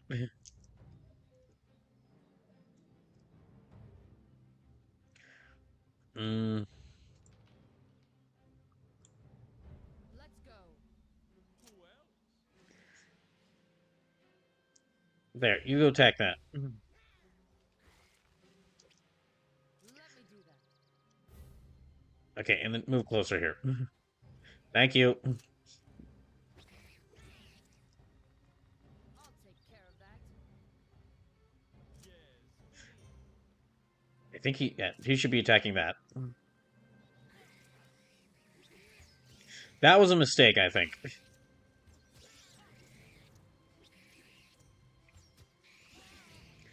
Mm. Well, we're all doing okay on health so far. Hmm. So we'll need to destroy all the rest of these eggs. However, when we do so, more of them will come out. Who else?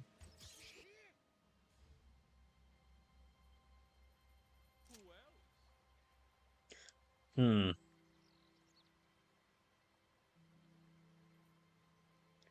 No, okay, where is...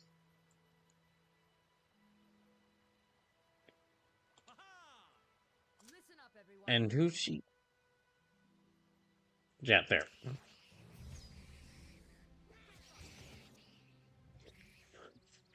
Jackie says, the start to every RPG, fighting boars, which in real life, boars would freaking kill you in an instant. Well, that's why they actually... Well, that's why they're one of the starting enemies. That's probably also why boars were, like, in some versions of, like, fantasy orcs. In some version of fantasy orcs, they're designed to look like pigs, which I'm guessing is because...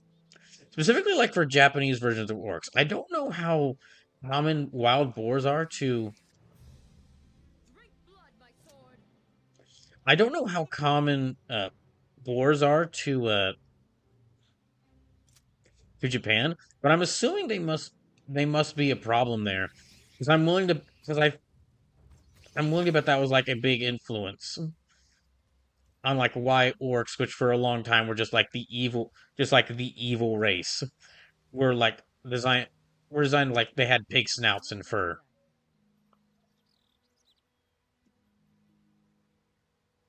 Who else? Okay, Good choice. For Rondra. attack there, there.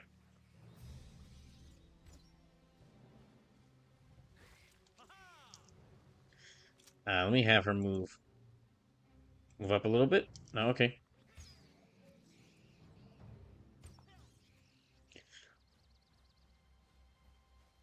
Okay, I think this is the last one here.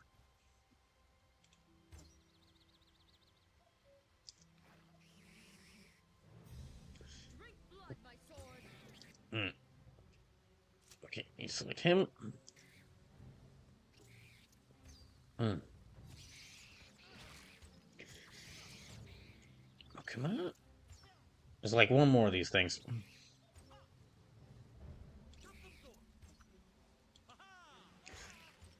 And...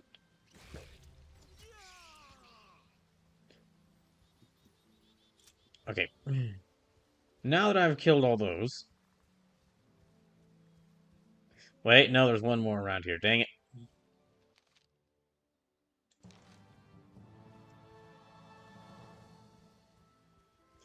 Okay, let me actually destroy this.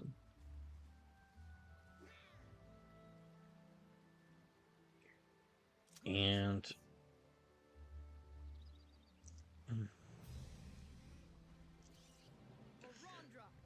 yeah, let me have her there.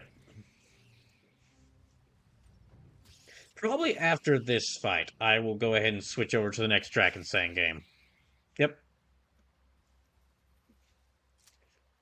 I think that's good. Yeah, it's almost 9 p.m., so it's about halfway through the time I had. So let me go ahead and close this down. And let me load up the next Drakensang game. So hold on, I'm gonna. Oh, jeez. Okay. Ah, I'm never gonna get used to that.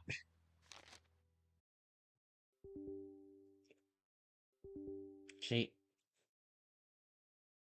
And if you're wondering if you're wondering, well, the game when I asked the game to close, it immediately crashed. So again, really, it is really interesting to see like a a game and a video game adaptation of a game heavily inspired by D&D, released around the time like when and it plays quite a bit similar to Dragon Age, a video game that is very heavily inspired by D&D. But that game, it actually released like before Dragon Age Origins. Let me go ahead and load up the next one.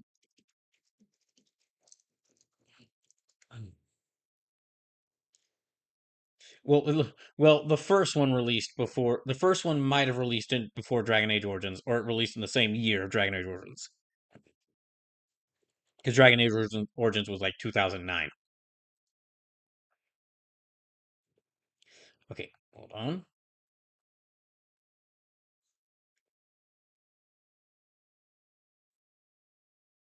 Hmm.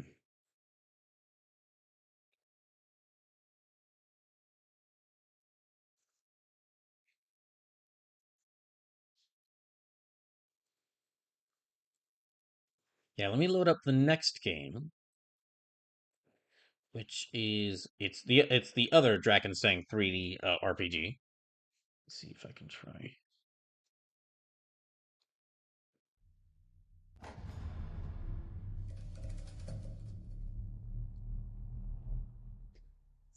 Yeah, no, I should be able to.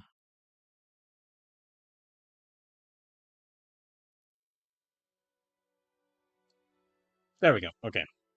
So this is the other Drakensang 3D RPG, released after the one I just played, but it's actually a prequel to that one.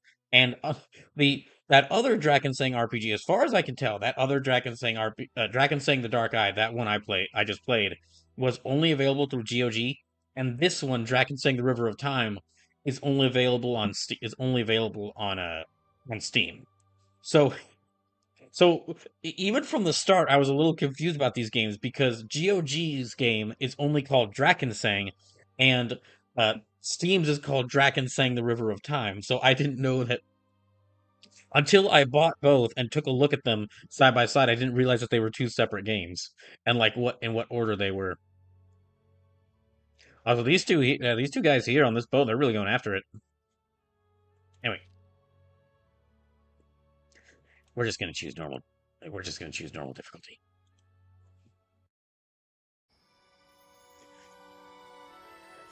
So yeah, this was released after Drakensang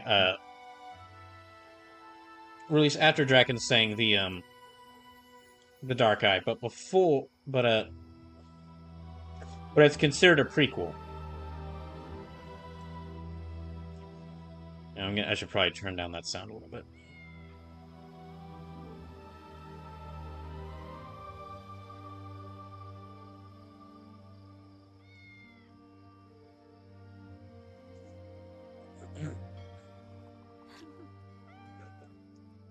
Okay, it looks like this one is not messing up my screen, so this one, this one, it would mess with my screen or how I had my windows arranged sometimes, not all the time, but sometimes.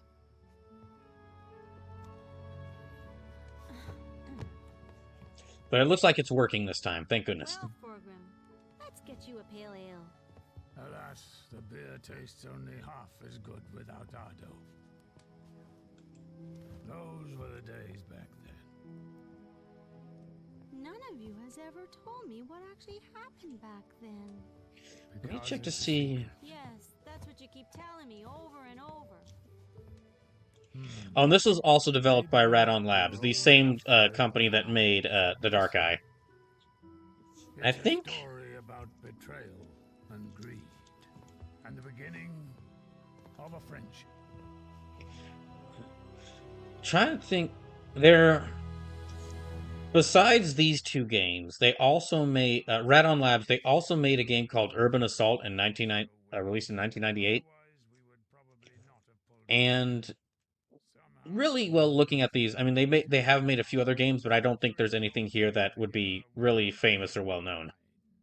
after Busparan's fall, we all met on Not trying to say anything about the not trying to say anything about the quality of games they made. Just to how might it have been for the look, they're specifically like a German-based developer, so it looks like a lot of the games they made wouldn't be I'll reveal are kind of as obscure as this one would be.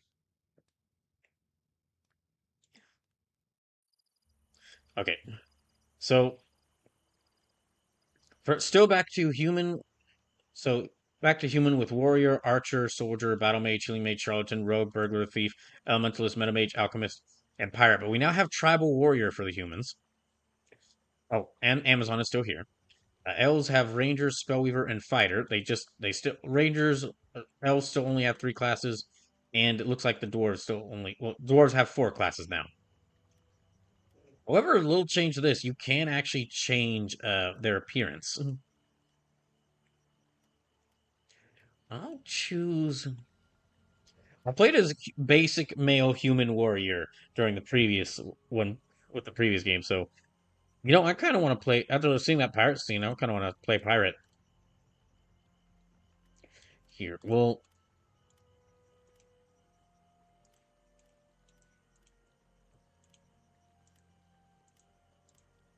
okay, that just changes her body type.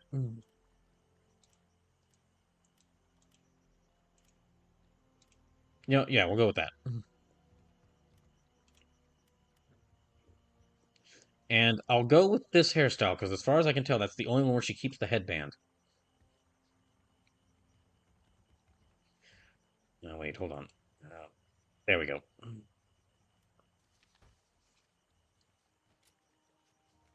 Okay, staring in the boat, you may be unsure what to do. A little bit, maybe. Best book will reveal. All right. Oh, just no. Besides that cutscene, just really just starting off immediately. The Star of Farak is anchored off a small island. We plan to make our night camp here before continuing our journey to the Great River tomorrow. See, we're supposed to get out the dark as we're not going any further today. Been sent to Nandaret to meet with Captain Nimroth. He's repeated fenced gloriously in the Ogre Wars, and someone with his big experience of alchemy can certainly teach me things. All right, for this game, your starting event is you're trying to go find some training. Let me check her inventory, see what she's got. Okay, she's got axes. See, hatchet. And yeah, just not too different for the previous game, but I mean, depending on when those dates line up, this game was either released a year to 3 years after the previous game. So I mean, definitely makes sense they would like reuse a lot of the same assets. The night before we reach Nadaret tomorrow. But there is just one thing. You promised to make yourself useful during our journey. I forgot all about that. Or I would have given you something to do. You promised you wouldn't be lazy. I'm here to make you own up to that. You must be playing trick. I'll go with this. Set up camp for the night. We'll set off at first light tomorrow. All right, I'll be up. Sure.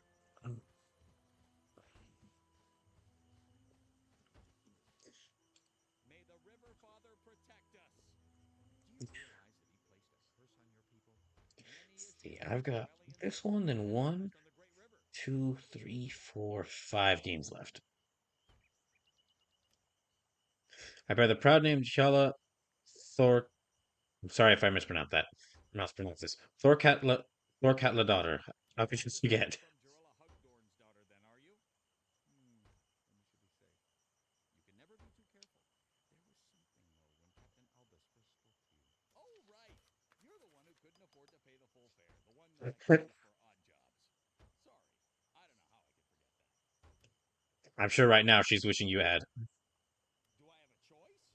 You will be rid of him tomorrow, whereas I will probably be slaving away under his command until the day the river. Oh yeah, I should have said that. Or not. Who knows what a mess you'd make of it. I seem to remember that if someone chose to waste their money on betting instead of buying, Tinder Fungus and Furdock. No, that's not true. Somebody stole the money, and I was so shocked by the theft that I forgot to buy the tinder fungus. Really? Okay, what's so important about the Tinder fungus? And what about those fine gents over there? Tinder Fungus, no fire. Yeah, I remember from what I've played of this, there's like something going on with these three.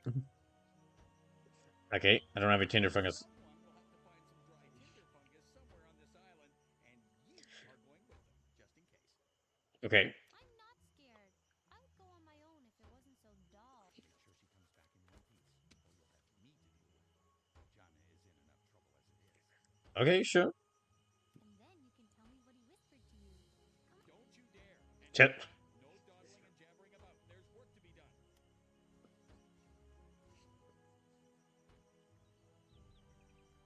So yeah, the basic I didn't get as far in this one as I did in the previous game. But from what I remember the story, you basically go to you're trying to get to this one guy to get training from him. You have an internship basically. That's because I shouldn't frighten you by pulling scary faces. You know what, we'll do this one. Almost as bad as Pete. None of those answers were good. I think there might be some tinder fungus inside the ruined tower. Let's take a look there. I think it's just me right now.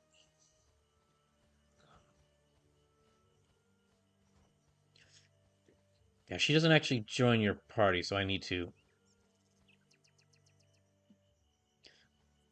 Oh, right. I think I have to follow her around.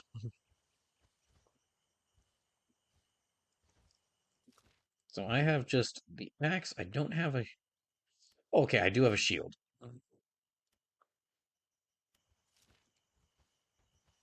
A very simple axe and shield to start, and a couple of hatchets. Yeah, we kind of got to follow her. We kind of have to follow her otherwise for this. Otherwise, she'll stop and she'll ask where you're at. It's not. No, it's not that tower over there. You use your mouse or use object. Okay. It's as wet as a bowl of Kosh cabbage broth. We won't find a shred of dry tinder fungus out here if Effort has blessed the entire island with his wonders. Okay, what should we do now? I know. While we're here, let's take a look inside the ruined tower. I bet it's still nice and dry inside. It definitely doesn't have any demons. That old room looks like it could collapse at any moment. Afraid? How Okay. I mean, we're gonna go to that tower anyway. Oh, it's right here. I can't believe I missed that.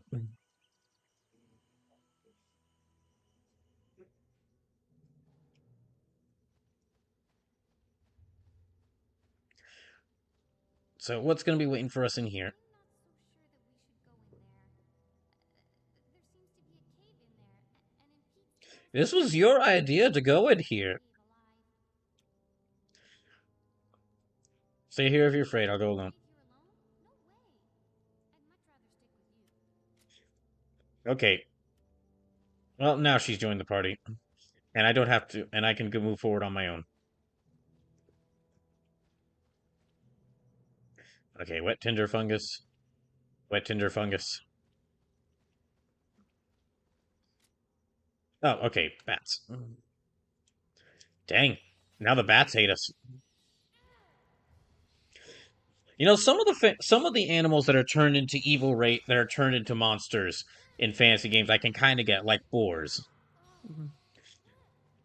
But I wonder where the whole idea of like thinking that bats would try to kill you came from. Because did it really just come from like vampire bats?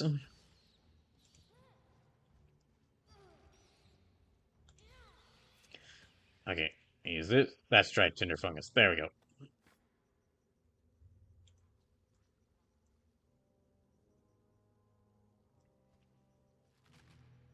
Yeah, we got some.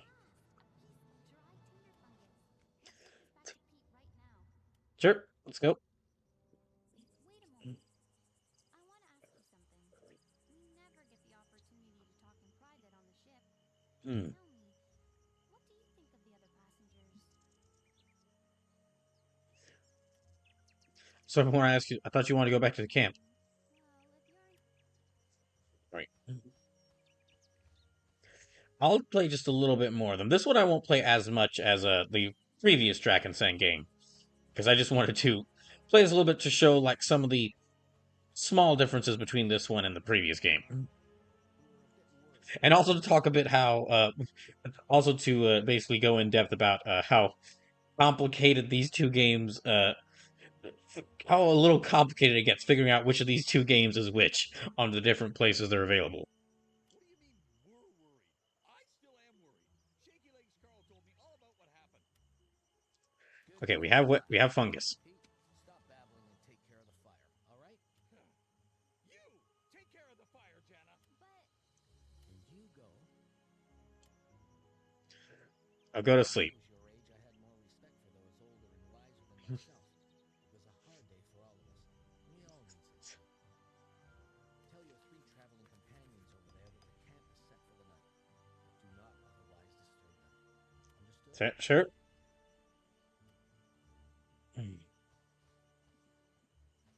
All right, let's see what's going on with these three gents. Hey, have you been listening to us? So, Captain, let me tell you the camp is set up for the night. Thank you for that reassuring piece of information. I'm sure we've earned it now. I have to agree with him there. I'll sleep like a So yeah, I'll stop and cursed, rocking, rolling about on the ship. Nobody's going to bed yet. Or have either of you slackards come up with a good idea yet? yeah, after this. Ah, you heard me. Hmm. Tell the captain that we'll be awake a while yet. After next, when I get to the next stopping point, I'll go on. I'll actually probably take a short break and then I'll move on to the next game. Yeah, let me go ahead and. That's really all I needed to show of this one. I just thought it was interesting that there were not just one but two of these games released in such a short span of time. But yeah, I'm gonna take a short break, and when I get back, I'm gonna show off the next game I have prepared.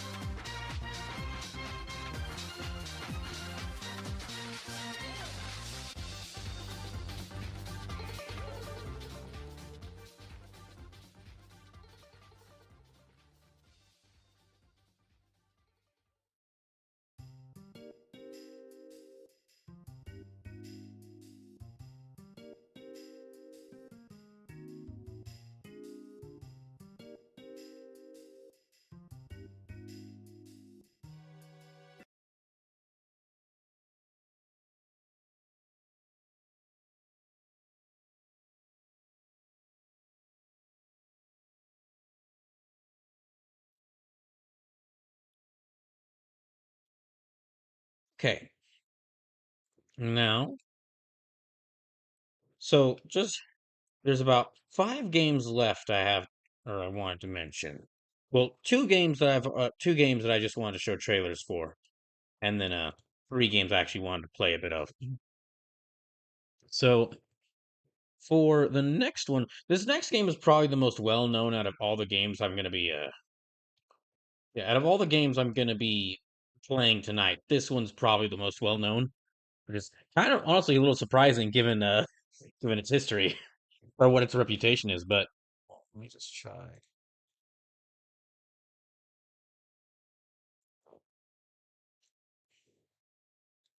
I'm gonna try to boot this up.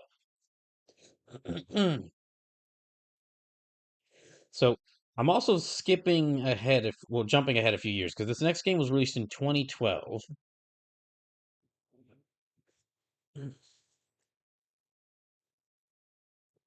Let's see if, oh, I hope it'll load up. Hmm, There we go. Okay.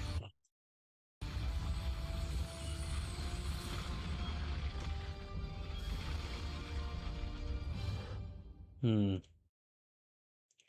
Let me see. Will that work? Okay. Oh, well, it's a little small, but okay. The next game I want to mention, and again, this is probably the most well known of these games, which is a little surprising given its reputation. It's Kingdoms of Amalur: Reckoning. This is another game that wasn't. We're not going to start from the beginning. I'm going to just use a character that I've already.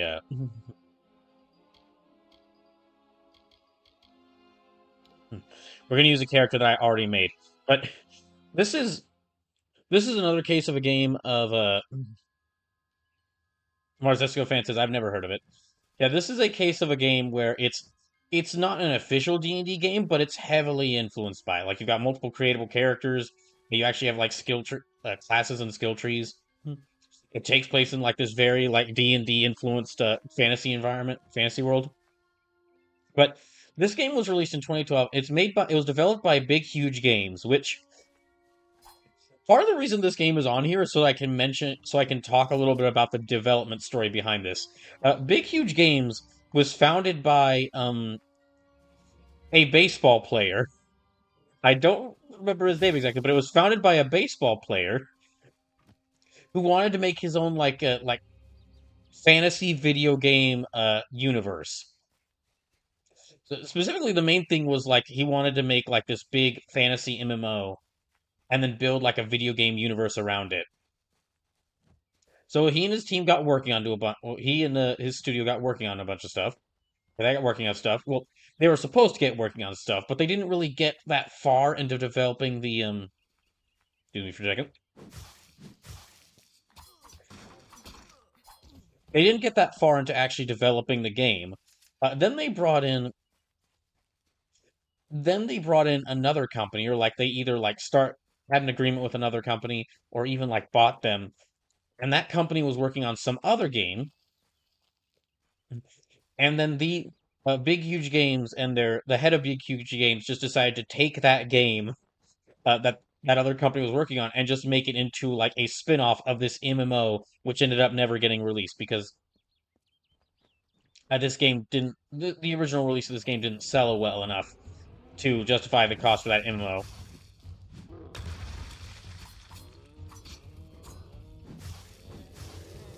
I think. And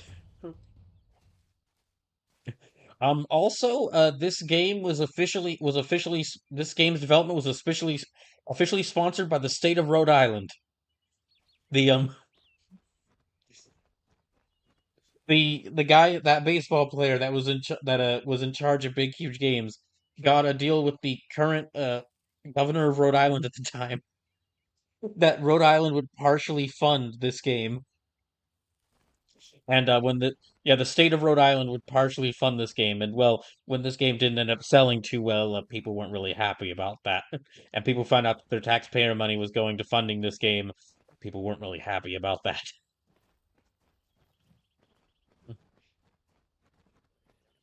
But as far as why this game is here, one, I think this is just like it's not a it's not a full on like a full like really in-depth RPG like we'd see from like the CRPGs that come out many years after this. But this is like a it's a decent enough action RPG. And it is an interesting like it's an interesting time capsule of where the video games were at as far as like RPGs. Because this thing is like it's very action heavy. Oh, you know what? Hold on. Let me turn down the sound a little bit. I think it's actually a little high. Yeah, I'm gonna turn down the sound just a little bit.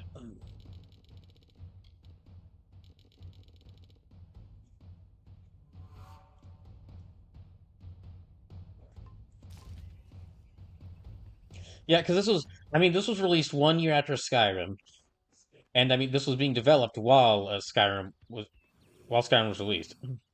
Jackie says, "Come to Rhode Island, buy our game." I guess.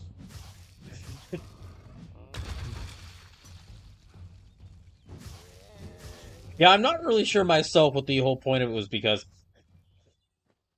it's kind of like the whole thing currently going on with SNK and how those games and how SNK's like big SNK's biggest investor who owns like 90 I think they own like 97% of the company is a an organ is like the government of Saudi Arabia, and with the latest Fatal Fury game they've been really flexing or like they've been really like pushing hard that hey this game like hey let's try to promote Saudi Arabia with this game or like Saudi Arabian interest with this game people related to Saudi Arabia or Saudi Arabian interest with this game, and in a way it actually is just made the core audience of Fatal Fury not want to buy the game.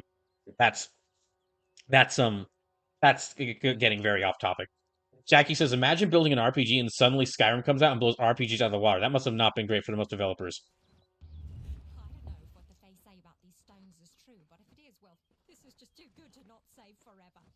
Lystrom was out of town when Artol was visiting. Now, Lystrom doesn't know Artol, and Artol is older and strange. She could be Now a the fate weaver. actually I have something I wanted to mention. Artol the Oracular. I wanted to mention something related to that. I have actually an addendum to add to that, Jackie, in just a second.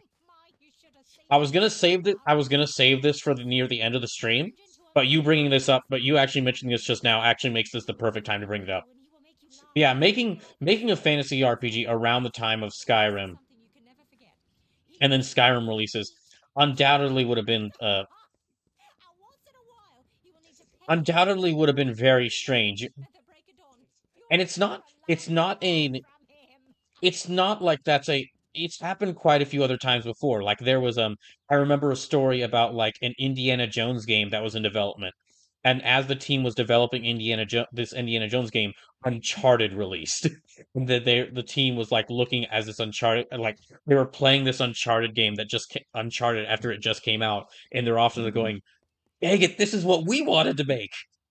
But yeah, so this is actually this was, I was gonna save this for like the end of the stream, but it's something I felt. But since Jackie mentioned this, is actually what Jackie just said actually leads pretty well into this. Basically about the future of where D&D video games and really where Western developed RPGs are gonna go. Um, because when I in the pre last week. I was just running through the games I had and just making sure that they all work, like make turning them all on, making sure they all worked. And I also just out of a habit checked D&D games on Steam. And my goodness, the number of like in development games, D&D game, it, when I say in development D&D games, I don't mean officially Dungeons and Dragons, because actually Wizards of the Coast is doing a pretty awful job with future D&D projects. They've already canceled like 5 D&D games that could be made. You know what I mean? Like on Steam, there's actually a tag for games called that is Dungeons and Dragons. And I mean, not all these games were in this tag, but just looking at that tag, there are a ton of upcoming games. And basically, this is me. I am confident enough to say this, to where I will say that you can clip me on saying this. I think in the next few years, we are going to see a massive surge of small team developed and independently developed like not just Dungeons and Dragons inspired RPGs, but like Western RPG, like Western style art, Western RPGs. And that's and the reason and the big cause for that, or like the I mean, this was kind of building for some time as RPGs have gotten back into popularity for over the past decade. But like the incident that's convinced me like this is definitely going to happen. It actually ties into what this ties into what you just said, Jackie. That I'm sure that building an RPG and suddenly Skyrim comes out and blows RPGs out of the water, like becomes the biggest, highest selling RPG of all time, would have been crazy. But in a strange quirk of fate, and the reason why I'm saying that a bunch of like we're going to see a bunch of Dungeons and Dragons inspired, or like a bunch of Dungeons and Dragons inspired RPGs, and like RPGs made by small teams release in the future, is because of what happened less than 2 years ago when Bethesda released their really big new RPG, Starfield, which was, if I remember correctly, Starfield was like that was their well, wait, there was okay, no, it wasn't their latest big RPG after Skyrim, because there was also Fallout 4, Fallout 76, and the um the Elder Scrolls Online. So they had Fallout 4 and two big MMOs. But yeah, Starfield was like the game they were hyping up for many years, and then it releases, and in the same month it releases, Baldur's Gate 3 releases. And looking back over on like the research I did on this into like the history of these different games, and like thinking back about that moment, I think like in a few years from now, we're gonna like look back on that as a watershed moment of like this independent team. Yes, they were associated with Dungeons and Dragons, or yes, they were associated with Wizards of the Coast, and were making a game for Wizards of the Coast. But this independent company, game company, developed and published a game that basically sucker punched the company which is kind of like was really well known for Western RPGs, out of just sucker punched them out of their throne. And I think another reason that that's going to happen is, as far as like big RPGs, big Western RPGs, as far as the companies who made big Western RPGs, like the big mass multi-million selling game, AAA game level uh Western RPGs, it was really like Bethesda, BioWare, and I'm sure there were some other companies, but I'm just not remembering them off the top of my head right now. But anyway, I mean, the safety of BioWare is really up in the air, because we haven't seen a new Mass Effect game in a long time. Dragon Age is sadly but probably dead because of Veilguard's reception and sales. And Bethesda, well, I mean, the sale of or Bethesda releasing two latest big releases were Starfield, which didn't really, from what I've heard, it didn't really do enough to make it interesting compared to what was already on the market, especially when Baldur's Gate 3 released in that same month. But then, I mean, their latest release that looks like has sold well is is a remaster of Oblivion. So they're probably going to go back to. So the heads of Bethesda will go back to making. Yeah, the heads of Bethesda will probably like encourage the company to just the devs of the company just go back, make more Elder Scrollsy. Now they might not. They might actually like take some measures to try and actually like make Elder Scrolls 6, whenever that releases, a completely new game.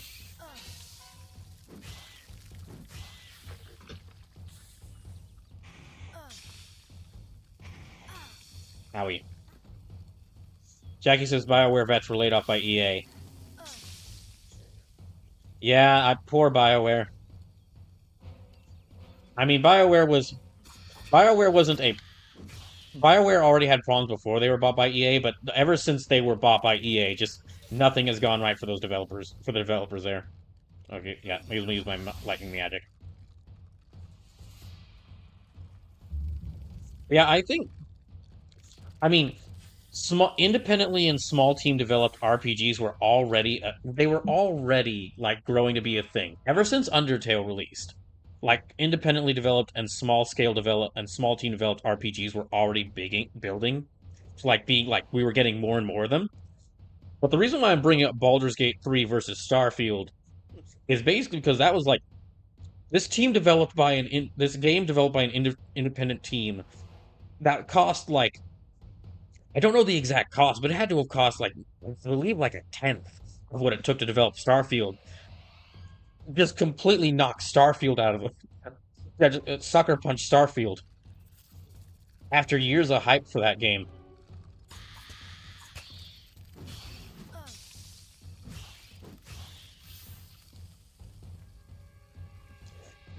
But I felt I had to mention that because it was all. I felt I had to mention that because that again, I think that whole moment of like Baldur's Gate 3 beating Starfield in its release month is going to end up being like a really important moment in like modern video game history. I'm calling it now, and I'm calling that it will be now. But also because I just doing one last check over everything, I was flabbergasted by just how many like upcoming games related to D&D are like inspired by or like tagged as D&D games by Steam were releasing. But anyway, so let me get back to talking about this game. The reason why this is one of the things I've mentioned across all these games I played for this all the games I played for this stream is that I found all of them interesting in different ways, but I don't think any of them I'd want to fully play through. Or I'm not sure if I want to fully play through any of them. There's like one of them I'd consider fully playing through, but I'm not sure it would maintain my interest. This is sort of the same thing where I'm not sure if I'd want to fully play through this game, but I do find its combat pretty fun. Not really like that in depth, but still really fun. And it's got honestly the thing I like most about this game's combat is I don't really play a mage much in any fantasy game. I usually default to like a warrior or like a yeah, I usually default like to a warrior or like a rogue. Because I it's the that sort of thing is usually simpler for me to get my it's usually the simpler option, so I just like doing it. It's I could learn your in-depth spell system and have I'm sure I might have a great time doing it, but I could also play character that just either swing big sword or swing small sword fast, and then focus on role playing the character in the game. Or yeah, focus on role playing them. So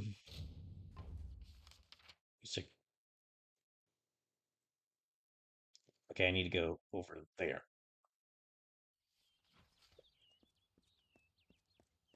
Well, with this game, because this is an action RPG, this actually really is one of the more fun Miyagic systems I've seen. Well, for me at least, for a person who doesn't really play Miyagic focused characters that much, this is probably one of the more fun Miyagic systems for me because it's a bunch of magical explosions.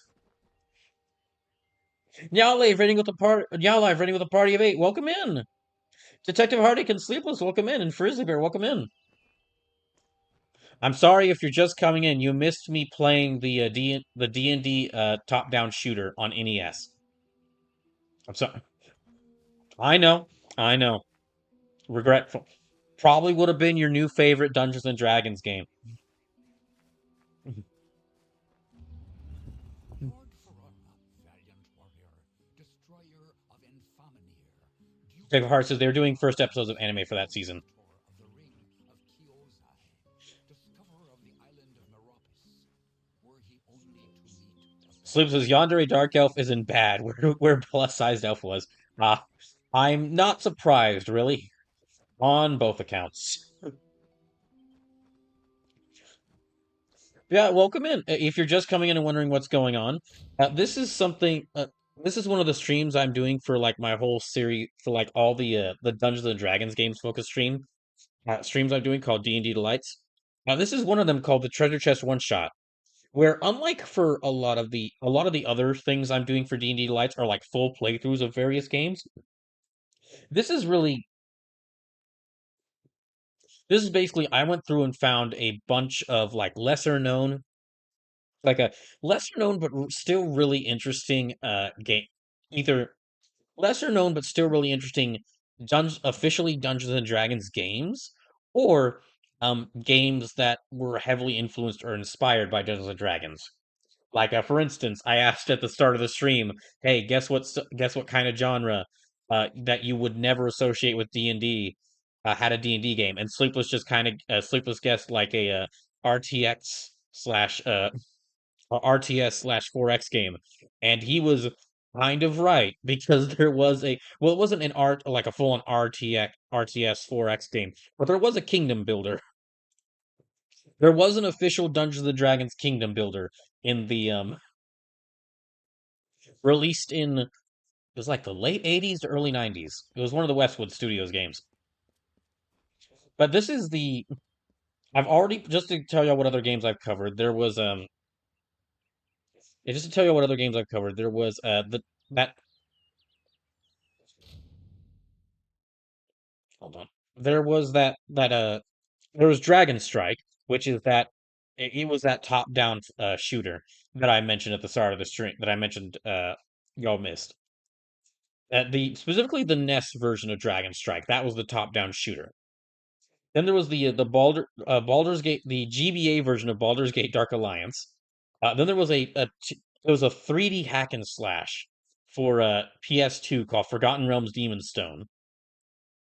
Then after that, like those were the official D&D games, and then after that, I've kind of gotten to games like heavily inspired by D&D.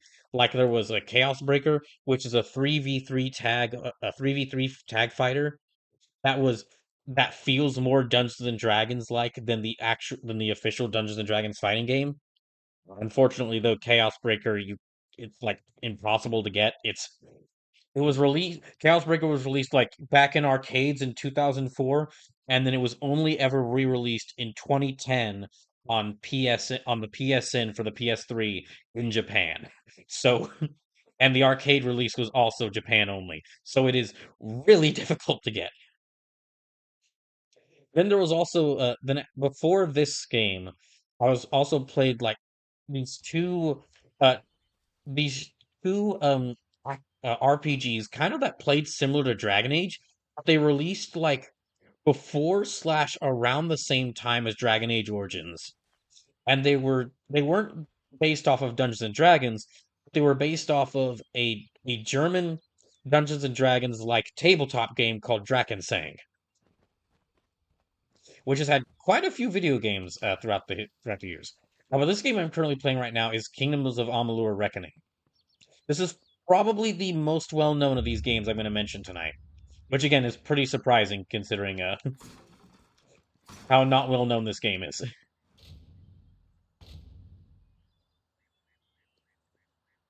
This game was released.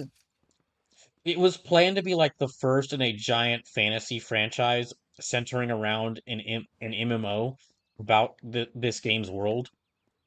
Like the companies who worked on this, they first planned out this big MMO, and then as they noticed, hey, we aren't really getting anywhere with the MMO. Let's make another game in the meantime. And so then they made this game, and to kind of like raise money to fund the MMO. This game didn't end up selling enough to where it could to where the MMO got canceled. So this is really like the only remnant left of like this big proposed fantasy video game fantasy world that didn't that never came to be. I can remember when I first saw her on the cliff to the south, overlooking Ettenmere. I saw that watery maiden and I fell in love with her. I've outlived But Imelda. My nephew this Thaddeus the reason was why a like knight each of who these games I've was played or faithful. talked about tonight have something I found really Sometimes interesting forget about their them. loneliness, And for this game, it's taken for from a beasts for a of meathead forest like and me, wolf. who when it comes to their fantasy All the way RPGs here, and their class systems where you have to specific pick a specific class for your character, monsters already I always disguised. end up favoring like the physical fighters, whether they be like the really well, a lot of times it's the really fast one, either like a lot of times it's the really fat, like a faster fighter, but then sometimes I also really like to play like a just armored up knight with a big weapon. I don't usually play Miyagic when an RPG where you can only pick like the class for your character. I don't usually play the Miyagic wielder. I bet you could indeed. But that's only half of what's needed. You must But also I don't get really right usually to play the it. Miyagic wielder. The wedding will be upon us. Jackie says, "Are you saying Miyagic weird on purpose?" I need to find my bear mask. I need to prepare.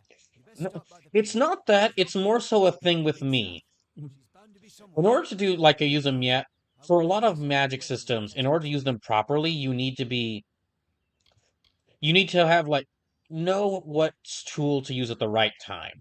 I mean, again, it varies depending on the different magic systems. But if you're playing a Miyagic wielder, you usually can't take a lot of attacks.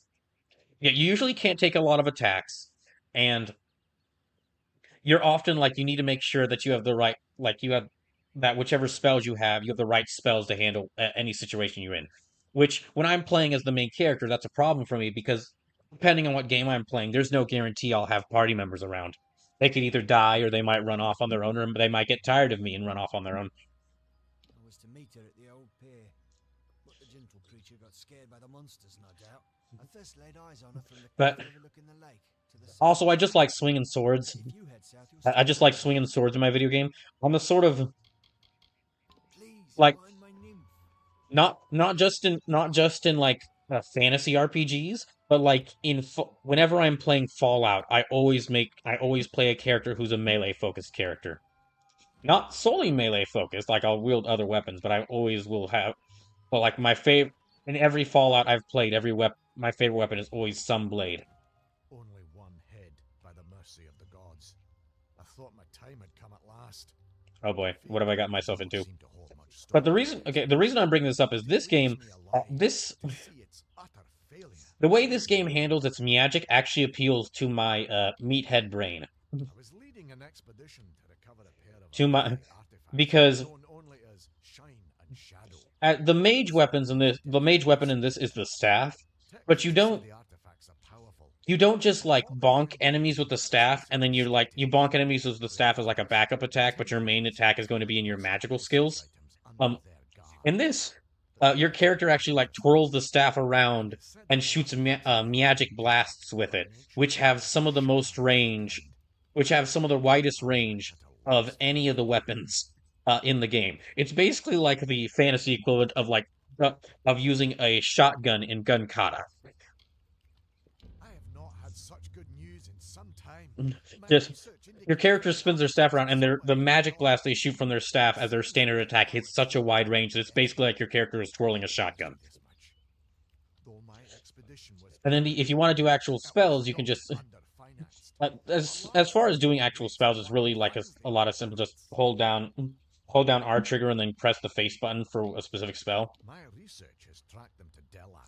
But the main thing, what I mean, those Miyagic spells cost they cost mana. Which what if I need that mana for some time late for something special? So I just usually use the default attack. And yeah, I do think this game isn't as in depth as a lot of like if you're interested in a game like this, there's a ton of other games that you're probably going to play before it. Like if you're like sorry to the devs of this game, but if you're interested in this game, you're probably going to play the Elder Scrolls games first because they're just more to them. Almost everything this game does, those games do more of. They do it better and they do more of it. Almost everything that is. There's a couple. They don't do the magic twirling they don't have magic twirling like this game does.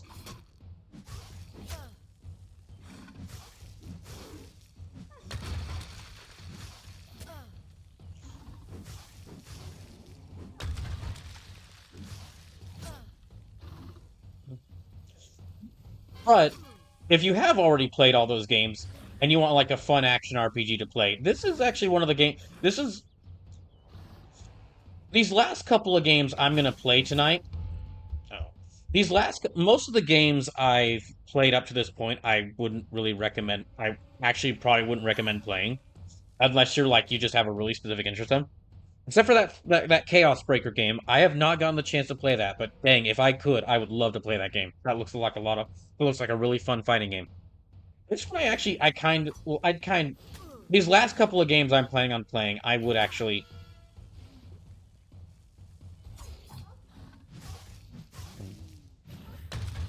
If you got like specific interest in them, you might. If you have, depending on what you're interested in, I actually wouldn't, actually could recommend some of these games, these last few games. Jackie said, I think the difference is in team size and team. It's the team size, the time, and the fact that a lot of the money, when this game was being developed, a lot of the money that would have gone to its funding was being used by the heads of the company to just, they were basically they had just started the company, and then they were already using a lot of the money. The CEOs and heads of the company were using a lot of the money that should have been going to that MMO I mentioned and to this game for their own personal uses.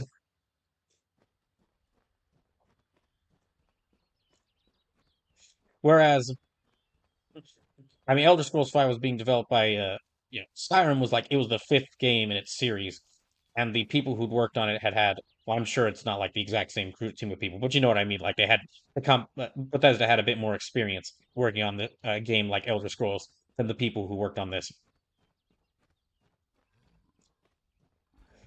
Oh, jeez.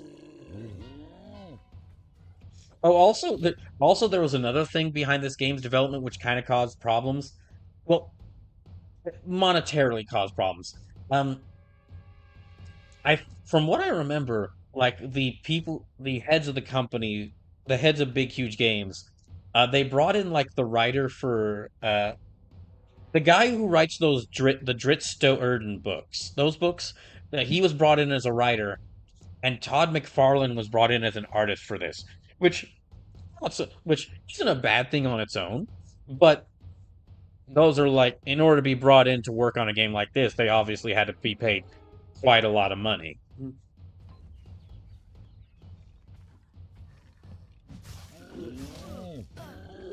Howie. Dang.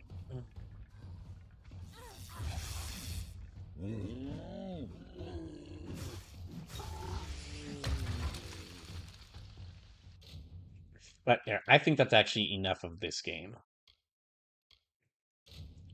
Also, Sleepless and Detective Heartache. I'm sorry to say that y'all missed this, but y'all did miss something I mentioned where I talked about the future of D&D RPGs. I guess I'll go ahead and repeat this. Basically, what I was just saying, and why I'm saying that y'all would, jokingly saying y'all would care, is that from what a little bit of research I'd done, like right before this stream, like last week, I went through and like just checked all these games to make sure that they would start up, and then also just out of curiosity checked to see like upcoming D&D games. Up Not like officially releasing, not like official Dungeons and Dragons games. Wizards of the Coast is apparently not interested in making any more official D&D games, at least for the time being. They've like, already canceled like 5 projects. However, on Steam, there actually is a tag that is Dungeons and Dragons. Basically, just like games that are heavily associated, like Dungeons and Dragons video games, or games heavily associated, like games that by reviewers are heavily associated. Reviewers decided that they're heavily associated with Dungeons and Dragons. Um, they can tag those games Dungeons and Dragons. Quite a few some of the games I found here, or some of the games that I either like found and couldn't include, or some of the games that I did one or two of the games that I did include were found by that tag.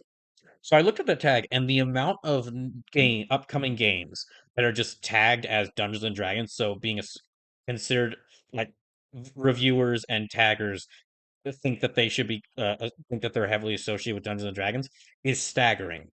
And basically, where I was going with this is that I think, and again, I've said this before, but I'll say it again. You can quote me on this.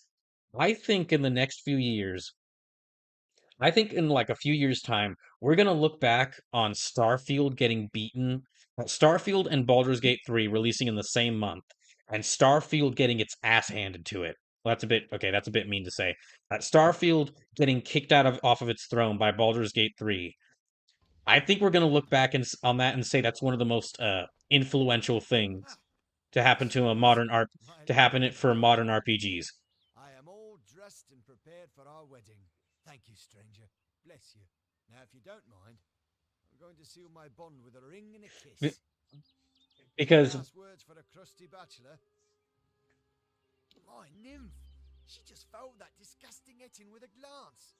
the You because can't now what finish that so means is that disgusting. Did you not a see her while we were watching independently Thor drown in the developed, lake? I Not mean, where we again, first met, you know. Larian Thanks for all Studios your was help. like they were working Well, with, friend, if there's or nothing like else, they I'm off. Larian Studios was Off to witness the they made wedding it of the for Kaiser. Wizards of the Coast, but an independently developed team, Wait a moment. That's no nymph.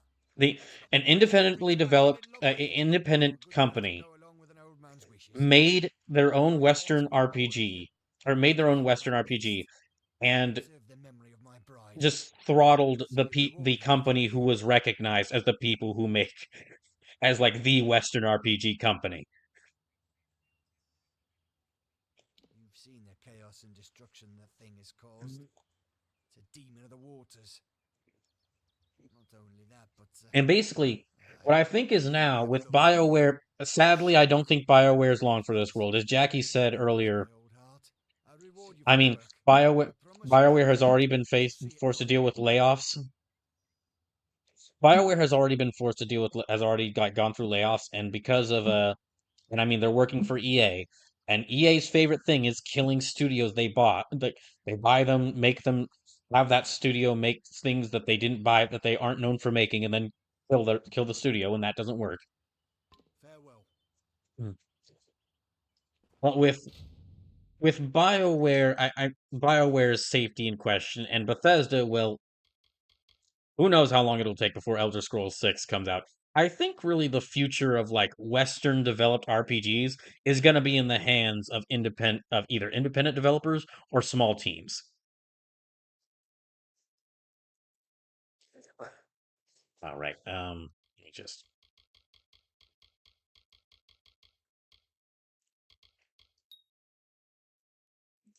And I mean, we'd already seen like ever since 2015 when Undertale released, we'd actually started slowly seeing like you can there were independently developed RPGs like before Undertale, but I think Undertale you could kind of consider as like the time when like things started. Yeah, Undertale is like when like kind of got like a lot of eyes on. Hey, I'm in this guy who made this game mostly by himself was able to make this game this kind of RPG, even though Undertale is, I mean, as far as like it actually being an RPG, Undertale is a pretty a weird case. Undertale is honestly its own unique game at this point, but not important. What is important is that what I mean to say is that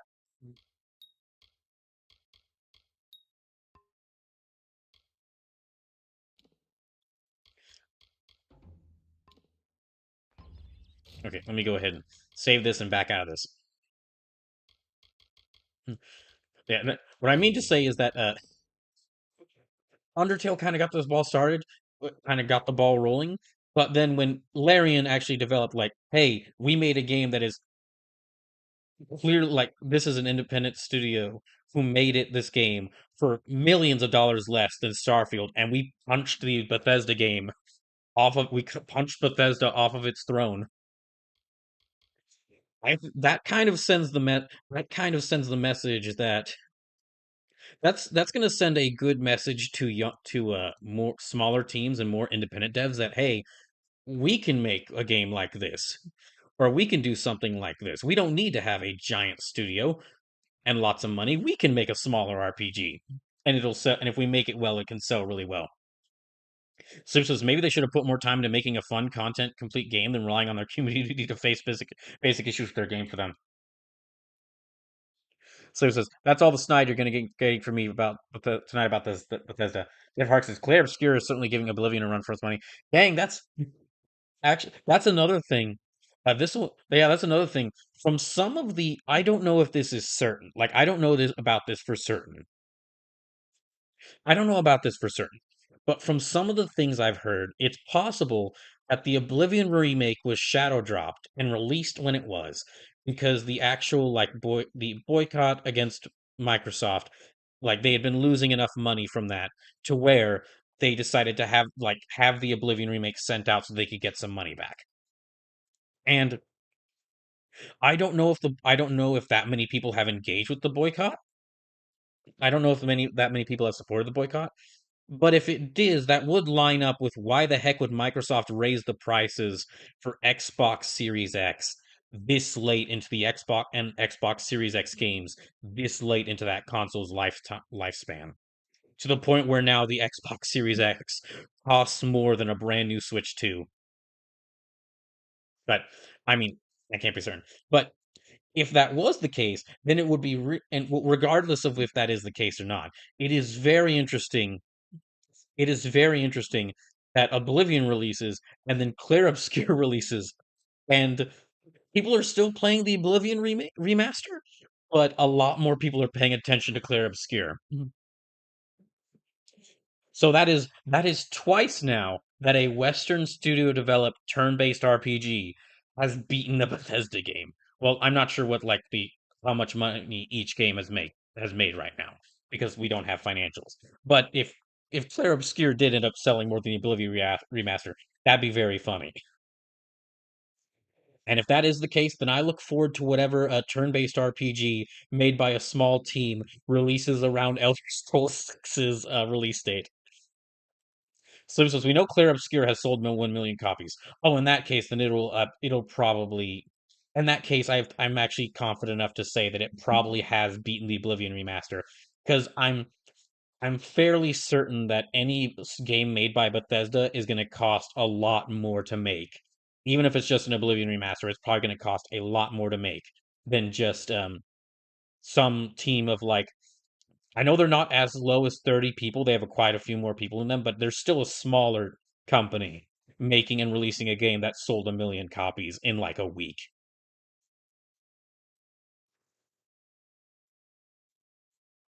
Mm. See, Jackie says this is the first time I've heard a company raise price on an already out console. It's usually price drops. Sleep says this is not even the first time this generation, Jackie. Yeah, things are going weird with this console generation. Okay, so this next game, this is a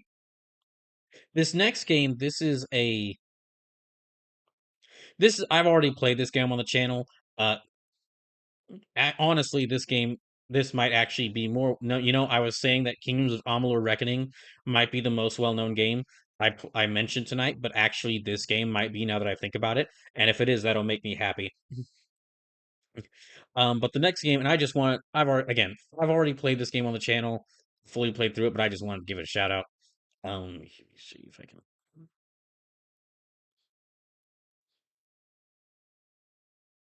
can. Just Dragon's Crown. It's a really fun beat 'em up. Clearly heavily inspired by D&D. It doesn't cost that much. It doesn't cost that much. It's available on like PS5. I don't think, and yeah, it's unfortunately not on PC because Vanillaware doesn't port any of their games to PC, which is a shame. It's got the Amazon in it, who's one of the best designed characters in all of fiction. So yeah, it's a spiritual successor to the Capcom D&D beat 'em ups, except it's got Vanillaware's like really beautiful art style. So yeah, if I can recommend, well, there's a couple of games I would recommend tonight, and this is definitely one of them. Or out of the games that I would recommend, this is one of them. Jackie says, "Yeah, I decided to only buy PC and Switch. I don't think I've gotten. I don't think I'm ever gonna be able to ever buy an Xbox One exclusive again, or an Xbox exclusive game again, like a big release game for the Xbox again, like a first party Xbox game. I'm not sure I'm ever gonna buy one again because I mean I've got the boycott against Microsoft that I'm taking part in right now, and well, a lot most 99% of the games that I'd want on Xbox are on PS5 or Switch or PC or other systems. So yeah, my Xbox One has kind of always been just like the system that holds my 360 games and the games from previous generations that people don't really Yeah, that, oh yeah, the really obscure games from previous generations. But yeah, can't recommend Dragon's Crown enough. Really fun game. Jackie says I played Odin Sphere from Vanillaware, and man, is that super hard. Yeah, that was one of the ones I had to mention. Okay, I'm going a little out of order, but I'll go ahead and mention the other game. The last game I wanted to just that I'm not going to play. I'm just going to show a trailer for. Excuse me. Whilst I boot up the next game I'm actually going to play. Jackie says I put. Oh wait, no, sorry, I already read that. This next one, and again, I've fully played this game on the channel and talked about it a lot, but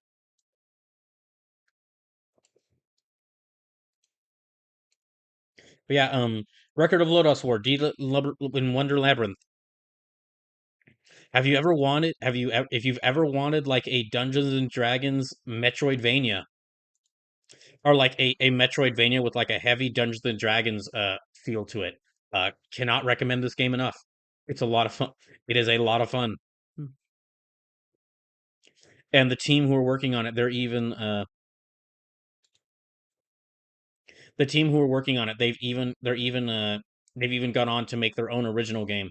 And they also made like a Toho Metroidvania from what I've heard. Although I haven't gotten to play their original game, Blade Chimera, yet, and I'm not sure if I'm ever gonna. I know nothing about Toho, so I'm not sure if I'm gonna ever play that. But this one I can at least recommend because this is a lot of fun.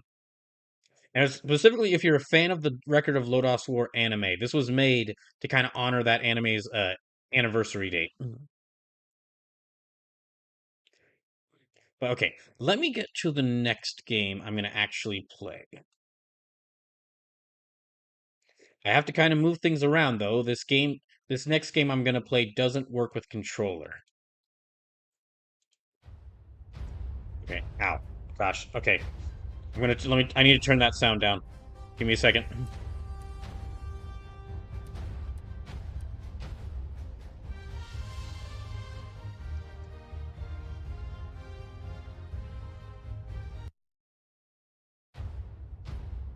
Let me turn that down a little bit more. Oh, something I should mention, which was going to be in this stream, but ended up not being here. So, originally I had asked y'all for D&D OCs, or for Dungeons and Dragons OCs, and I was going to actually try to make them in some of the games I'd featured here, and I was going to draw I was going to make pixel art portraits for them that I would then use to represent them on screen.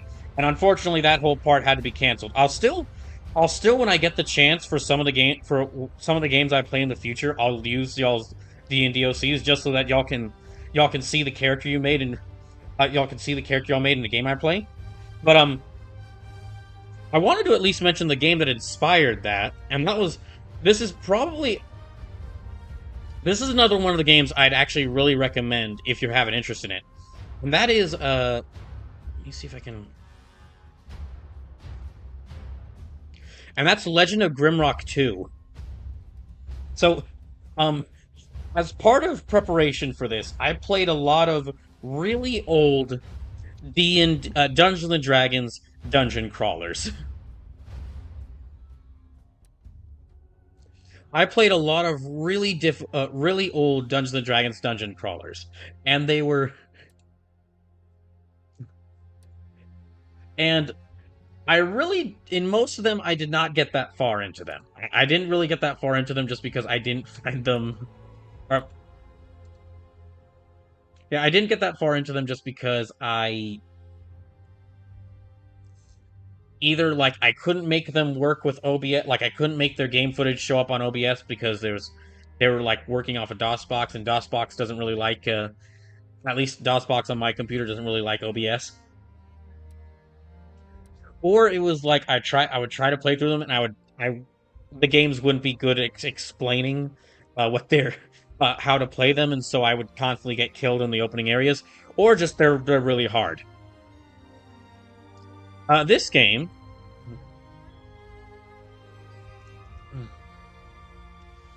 Let's see, hold on. this game, I would actually say this is made as a spiritual successor to all those. This is made as a spiritual successor to all of those D&D, those D&D old, really old dungeon crawlers from like the 80s and 90s. And out of the dungeon crawlers I've played, this is easily one of the best.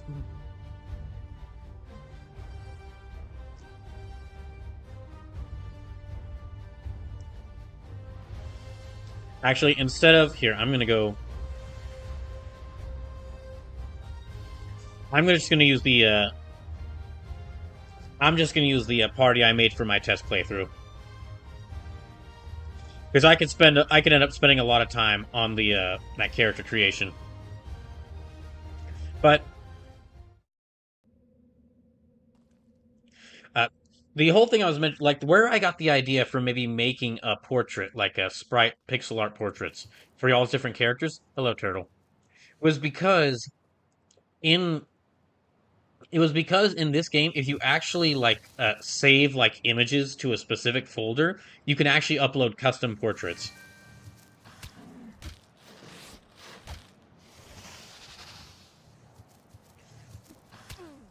Yeah, but really my only problem with this game is that you can't play it with controller, which I mean, I'm guessing playing this with a controller wouldn't be as intuitive as playing it with a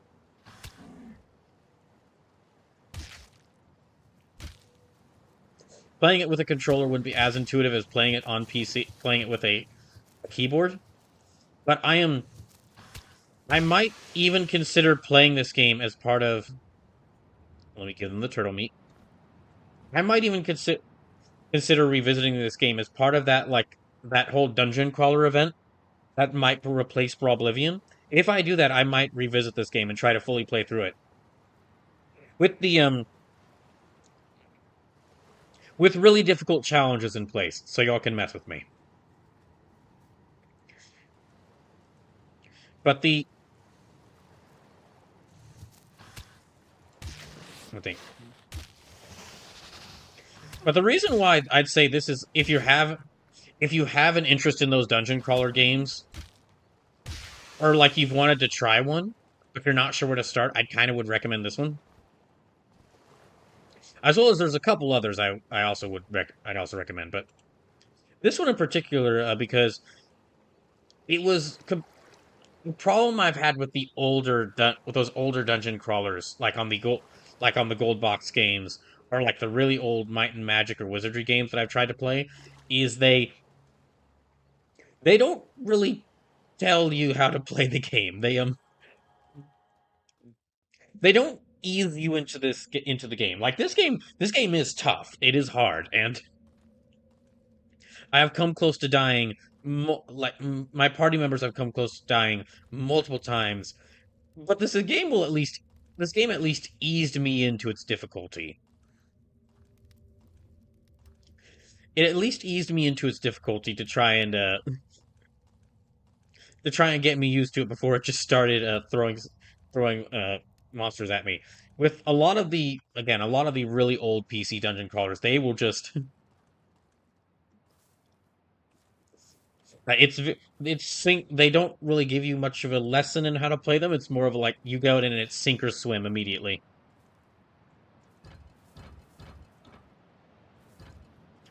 Oh, also another thing, another reason I really like this one and would recommend it if you have like an interest in those older dungeon crawlers, but you're not sure where to start. Are the controls for this one? I know I just said that I would like if this game could be played with controller, but the way the controls are now, where a lot of the really old dungeon crawlers that inspired this game, you have to use the mouse, even for moving the character. So a lot of them would have like little buttons for like directional buttons or turning, and you have to use the mouse to press the buttons in order to get your character to move around. This is this is just mapped to keyboard and mouse, so it's very easy to control. And then also, and I'm not trying to. This whole section is not me just like insulting these really old dungeon crawlers because I do think they are interesting and important. I think they're interesting and important. But the thing is that so I'm not just trying to insult them, and I had considered including quite a few of them. But the reason why I'm including this game here over a lot of those games, another reason I'm including this game here over a lot of the games, is the premise to it is really the premise of its story is really simple, but really interesting. You're basically just like you're a group of prisoners who are being hauled off to prison. Your characters are a group of prisoners being hauled off to a prison, and then a big storm happens, and there's suddenly they just wash up on an island. It's a it's a really simple D it's a really simple plot for like a D&D influenced game, but that's still just a really interesting one because it's like what'd your character do? What'd your person do wrong that got them thrown in jail? That got them thrown in jail. Slim says, Oven Mitts, I, in looking at these dungeon crawlers, and look at these various dungeon crawlers that possibly play for that whole like, uh, really difficult dungeon crawler stream. That could, Brawl Oblivion's legally distinct replacement featuring multiple dungeon crawlers.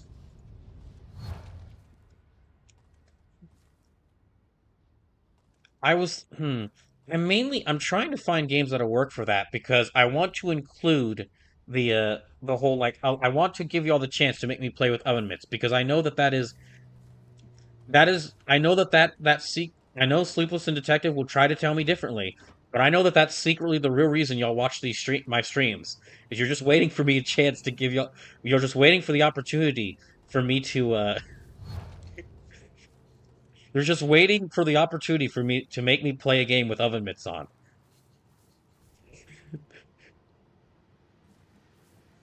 But even though that is the real reason, I appreciate y'all watching so many of the streams just for that chance. But, well, oh, wait a second.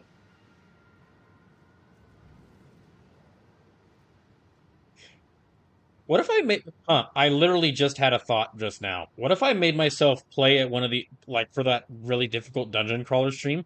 What if I made it to where there was a challenge in place to where if I play a game with a mouse and keyboard, if I have to play the game with a mouse and keyboard, y'all can make me use the mouse with an oven mitt on. I can't do it with the keyboard because trying to type on a keyboard trying to type on a keyboard with oven mitts is not a good idea, and I really don't want to accidentally cause my computer to shut down. But I wonder if I could do it with the mouse. If that is the case, then this is just opened up to where a lot of those really difficult art dungeon crawlers that weren't featured here, y'all might see those in that stream, because Marzesco fan says, I watch so that you make predictions that will come true. Also a viable reason I appreciate for watching these streams.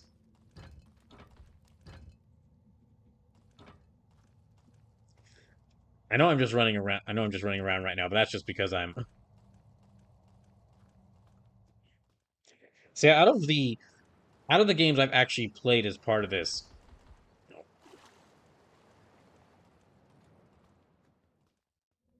must have found that was the wrong doorway. Out of the games I've actually played as part of this, Legend of Grimrock here. If you have any sort of interest in dungeon crawlers, I would recommend this one. This one is cool, even for someone like me who usually has difficulty playing through these games, and I've never even beaten one of them. It's still a lot of fun.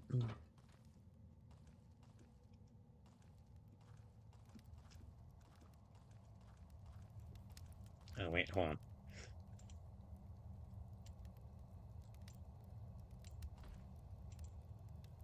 on. Okay.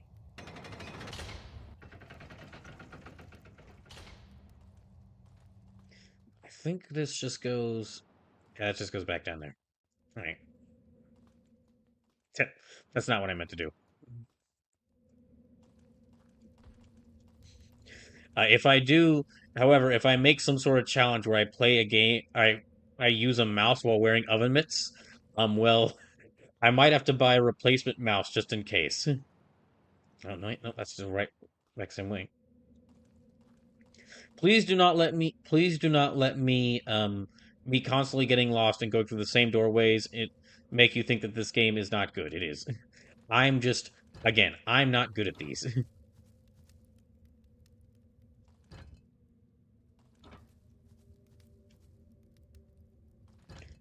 There's something around here. Hmm.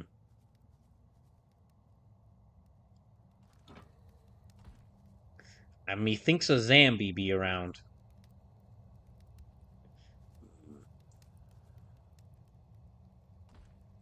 Okay, I think I'll just have to. I think I've already killed most of the enemies here. I just need to find a way through that door over there.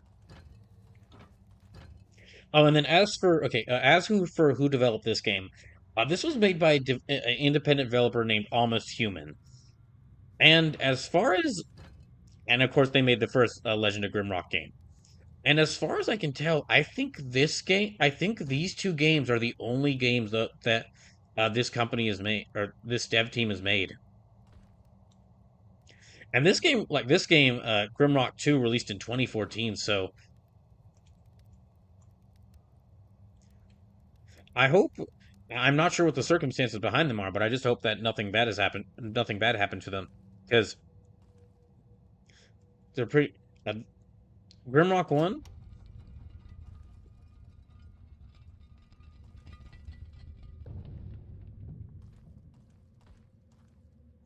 Grimrock 1 was a pretty, Grimrock 1 was a pretty good dungeon crawler, and I was actually considering putting Legend of Grimrock 1, featuring this during this stream. But then I played Legend of Grimrock 2. Yeah, I played this game, and everything I loved about Grimrock 1, I loved in this. I just entered back for the same. Hmm. Try and...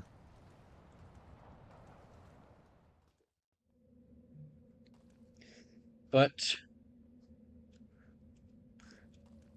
I'm sorry, I'd forgotten that my save point for this game was basically after I'd taken out most of the enemies. So I know I really haven't been doing much in this game. You know what? Actually, I will go back and I will make a new party just to show the beginning of this game. Because I think I feel like I haven't been showing this game off well enough.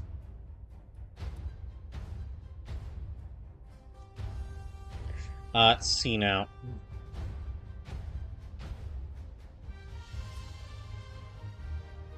No. I've seen... let me just make a whole bunch of...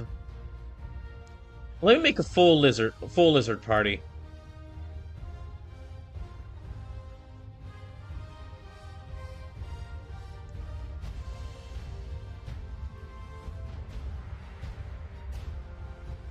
Probably not good to name a lizard person, just...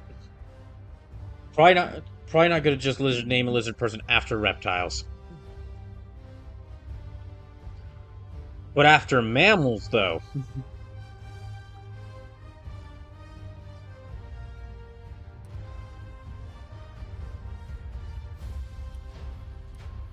Here, I'll just quickly get, up their abilities a little bit, and then we'll get started.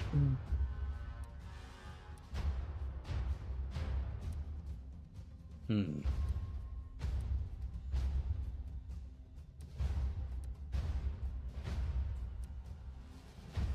And I'll give them, okay, light weapon skills and throwing.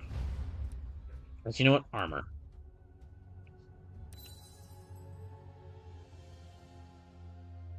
Yeah, I'll go full lizard party with this.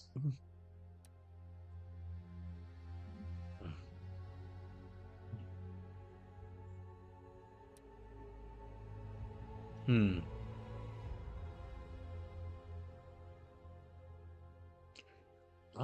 Let me make you. Where these right?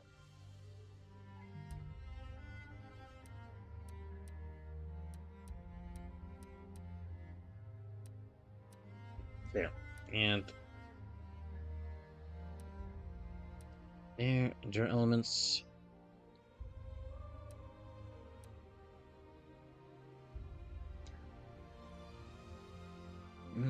No, I think this is good.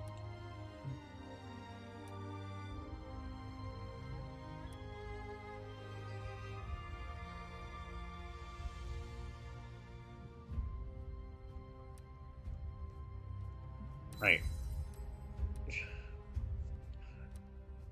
Let me choose another lizard person. Hmm.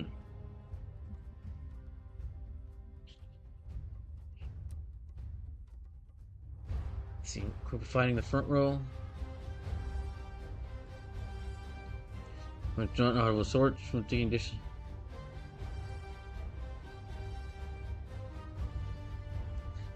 Crystal with armor and using the shield.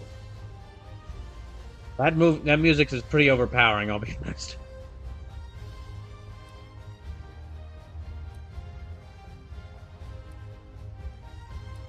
We give them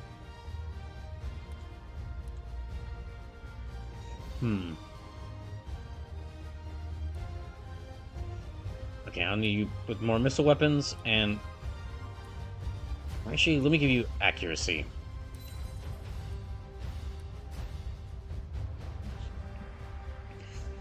So we have Capybara, Bull, Cat, and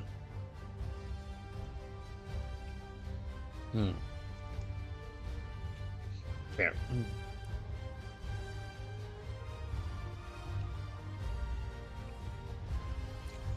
No, I will make you a battle. I'll make you a battle mage.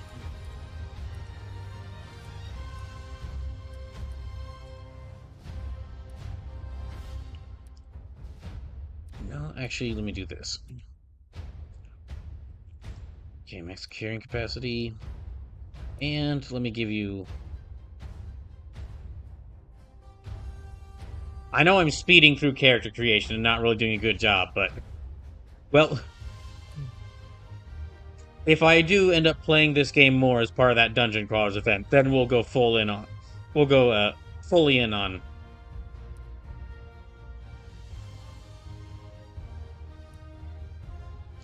Oh, I didn't give them their attributes. Yeah, I'll really go in on character creation. If I end up doing that.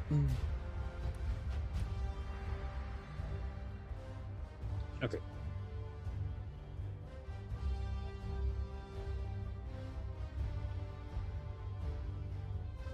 Yeah, let me just show you a little bit of the beginning of this game, because I don't think I was doing a good job showing it off at the...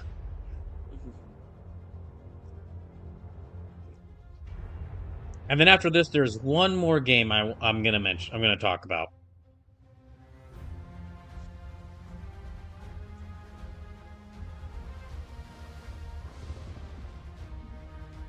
I think that one doesn't play with controller either.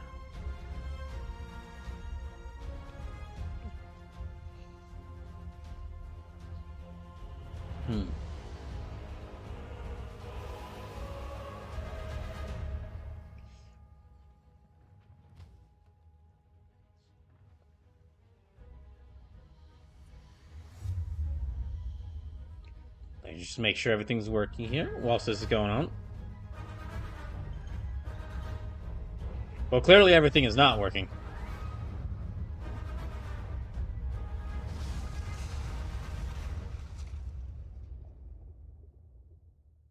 So yeah, our group of prisoners gets stranded aboard this island, which they were not supposed to go to.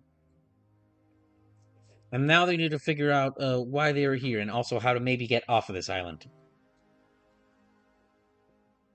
Again, a pretty simple, really simple really simple premise, but I think that's a great hook for a D&D style or a tabletop campaign.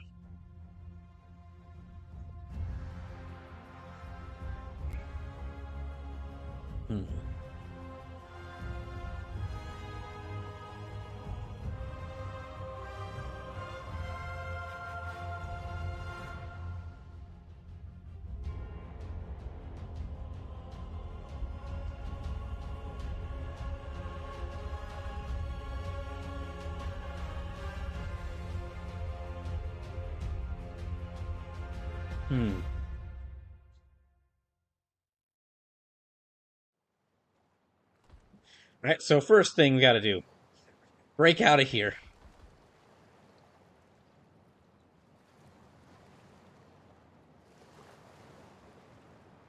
We've got nothing on it. We start off this with nothing on us. We got to find some way to break out of here.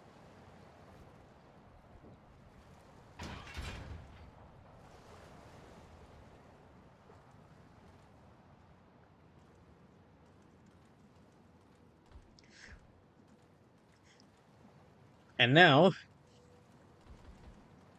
basically now we just gotta survive.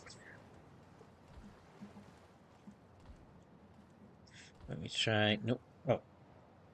Ah. Some torn breeches. Let me give them to Bull.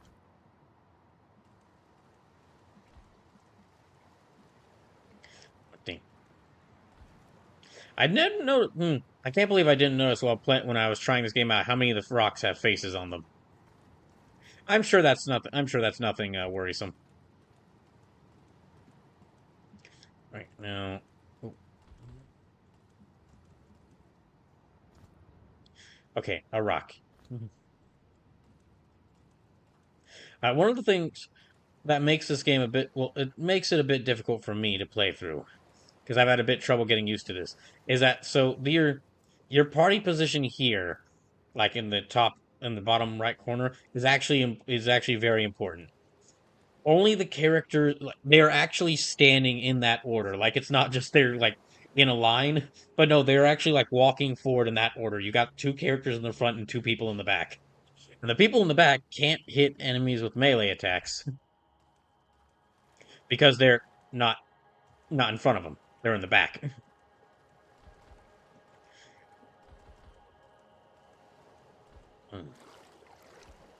Oh, let me give that to you.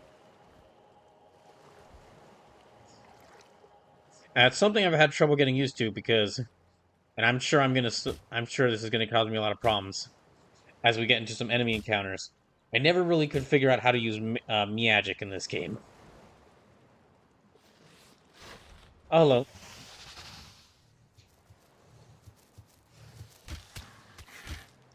Yeah, I never really figured out how to use Miagic in this game. So the party members in the back, I gave them like ranged weapons. But if they ran out of ammo for those ranged weapons, that's two of my party members who's not really doing anything.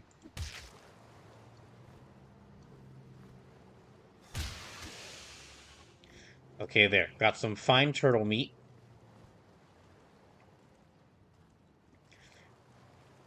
And we've got one of us is equipped with nice and good stick. The other's got a really big bone they're wielding. Oh wait, hold on, this thing might be important. Turtle egg, yeah. I don't think no, we can't pick that up.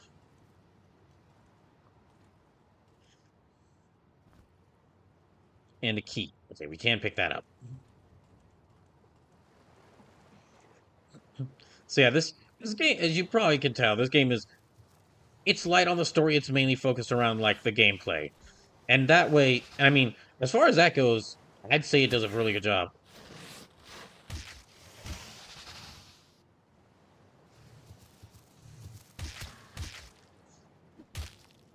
We just keep picking up this rock and having them throw it at them.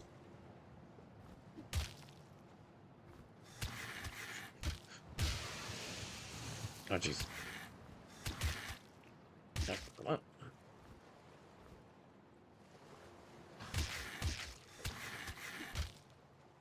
Okay.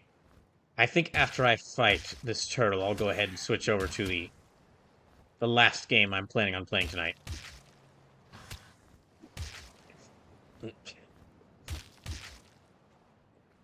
Dang it. One of my team members is already getting a little bit low on health. Might need to give them some of this nice turtle meat.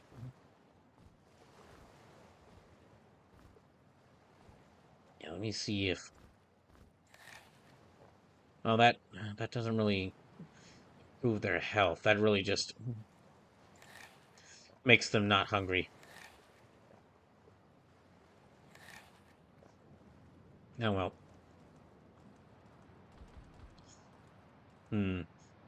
Okay, another rock there. There, now two people can throw rocks.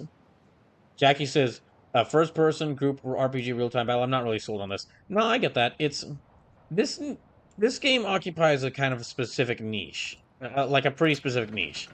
A niche that I'm usually not even the biggest fan of. like I normally I'm fine with these games, with a game like this, but I don't really actively seek them out. I probably, if I hadn't have planned on doing this thing, I probably wouldn't. If I hadn't done this event, if I hadn't planned out this stream, I probably wouldn't have even been playing this game. There we are. Well, let's read it. Welcome to my island. I hope your journey was not too detrimental to your health. I think you will find this island to be the most wonderful, yet the most perilous place on Earth. I don't have high hopes about your survival. Thanks. But maybe you could prove me wrong. Better equip yourself before the night falls. Okay. That is where I'll leave things for this game. And I'll move on to the last game I have planned for this. Yeah, the last game I had planned to show off tonight. So let me just... Which is another one I'm going to need to, like, control with my keyboard. So let me get this... Let me get this one prepared. Okay. And this last game was released just last year in 2024. And is actually kind of the perfect, when I was finding games for this, well, it kind of ended up being the perfect game kind of the perfect game to play to both start and end this on. Because the last game I wanted to mention this, or last game I wanted to play for this, is, let me see if I can. Oh, there we go. Okay, so I mentioned, so this is Wizardry. And specifically what this is this is a remake of Wizardry 1. And the reason that's important is because the original Wizardry 1, released in like 1981, is considered considered like the first like party-based role-playing game. Okay, and let me just go ahead and I'll just use the party I'd already made. So, yeah, this is a remake of what is considered like the very first party-based RPG. And something that's really cool about this remake is down here, like, okay, it's got the remake graphics here. But then also, down here in the lower right corner is like a little window of what this would have looked like in the original Wizardry. It's showing two versions of the graphics for the exact same thing at the same time. You get to see like the original 1981 Wizardry and like the modern day remake version. And like it changes in real time depending on what you do. Like these ouch messages that are happening when I just bump into this wall. This isn't just a thing with the this isn't a thing with the remake. This is how it is. Like this little message is displaying down here in the original version of Wizardry, which makes sense because I mean the view window for the place you're looking at is it's just this tiny square here, so it kind of makes sense that the game would actually have you it would just indicate that you can't really go any further. It would indicate you can't go any further by excuse me. It would indicate you can't go any further by showing that, hey, you're bumping into a wall. Just see if I can.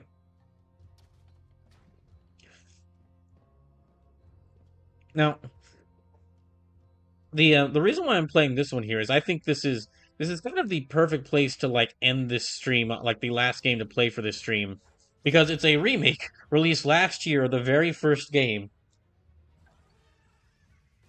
or the very first RPG with a party in it, or with a player party in it, and it's heavily inspired by Dungeons and Dragons. Like a lot of the monsters, all the classes, all the races are heavily inspired by Dungeons and Dragons, and would go on to inspire so many other things. The developers for Dragon Quest said that the developers for Dragon Quest took a lot of influence from this game for when they were making Dragon Quest.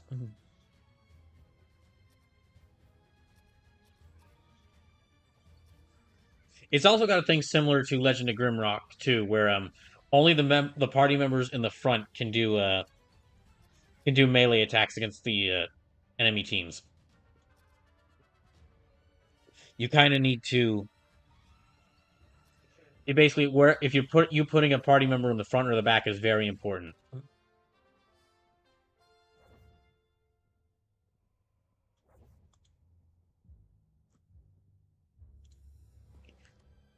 And it's really interesting because I kind of said a little bit about this last night while playing Super Mario Mon, but it's really interesting to just go back and see this is kind of where everything started. Like, and just think about how many games after playing this, I realized like, wow, there's a lot of games that are just like a lot more games than I would have thought are really just their own take on this, where it's you have a town.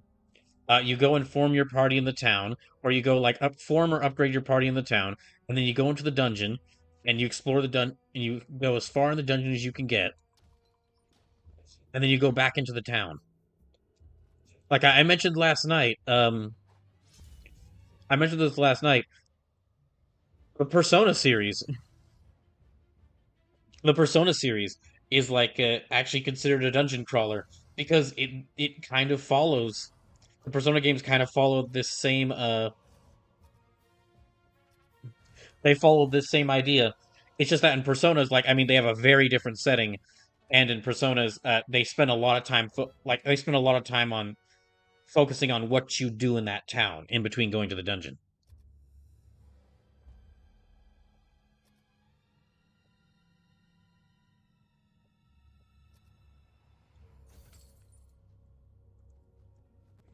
Mm, nope.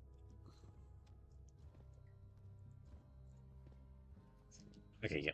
Oh, dang it. I need to open the door in order to get through. And another one, like a Darkest Dungeon.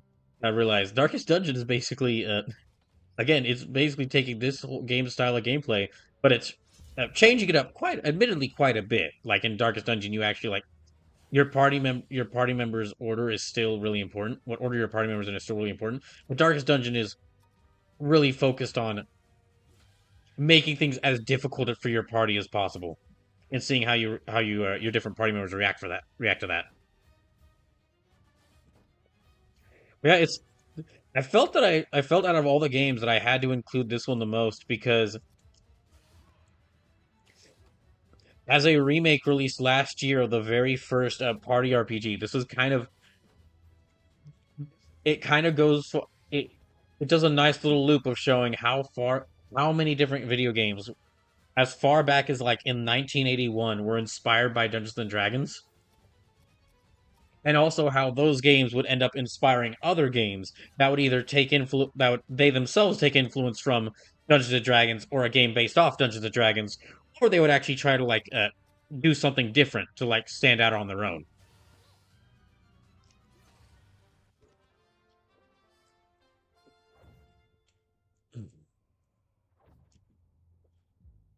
Now, I will say one sad thing is that this is not this. I do kind of wish I'd gotten to feature more of the Wizardry games for this.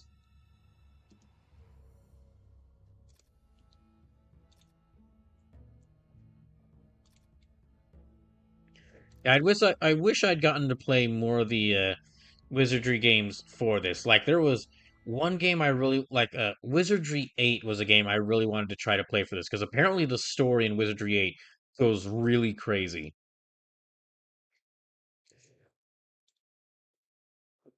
Yeah, like apparently the story in Wizardry 8 goes really crazy. And I kind of wish I'd gotten to feature that one, but I wasn't able to make it work on this computer. Mm.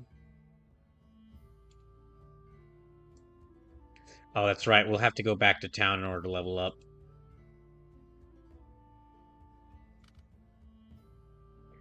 Hmm. Right, do we? Yeah, I think we'll need to.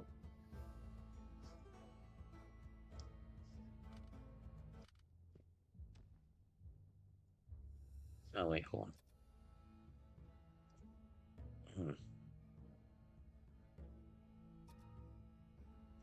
Like to leave your party in the maze for town? No, no, no, no. Stay in maze. Let's not just abandon everyone here.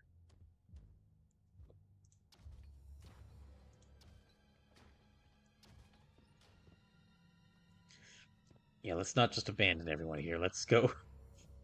Let's actually try to continue forward, even though, well, one of my party members is paralyzed and the other one is dead. So we're not really doing too well.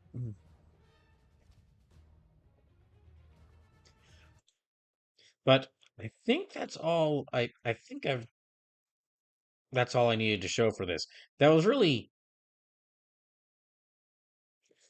the main thing of playing this game was basically like because I mean again this remake released last year and it's just an interesting like loop of of we this game was inspired by D&D, ended up influencing a bunch of other video games, and then things have gone all the way back around to where now this game got a remake with graphical changes and updates, probably influenced by games that were inspired by games inspired by it.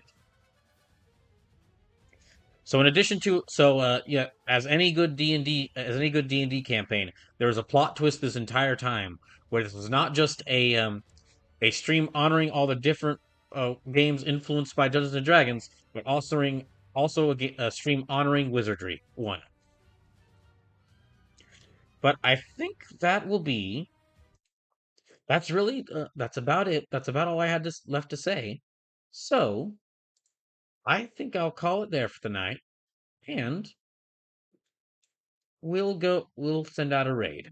I know that didn't take as long as I was expecting, but again, this was in the vein of like the Bloody Roar retrospective and that SNK retrospective where there was a bunch where I found a bunch of weird or interesting games and I found a bunch of weird or interesting games and I wanted to show them to y'all. But if you did watch this stream, thank y'all for watching this stream. Thank y'all for indulging me in my weird little stream talking about Kingdoms of Amalur and Dragon Strike and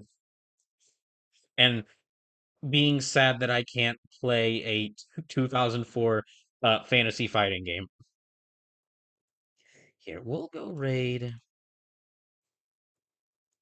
I think, in the spirit of Dungeons and Dragons, we will go raid Zito, who's making some art right now. So, yeah, thank y'all for tuning in.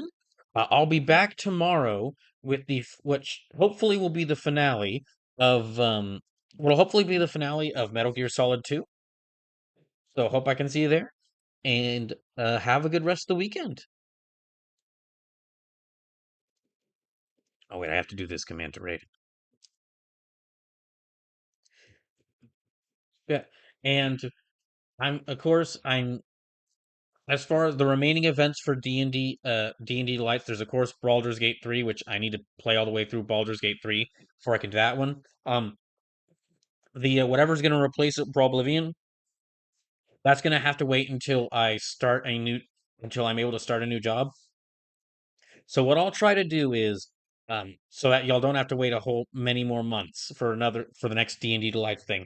I'll try to start as soon as I can. As soon as I can, I'll try to start Dragon Age Origins because that's the with what happened with Brawl, what's going on with Brawl Oblivion. That's really the only thing for D&D Lights that I'm ready for now because I just have to start Dragon Age Origins for that. Yeah.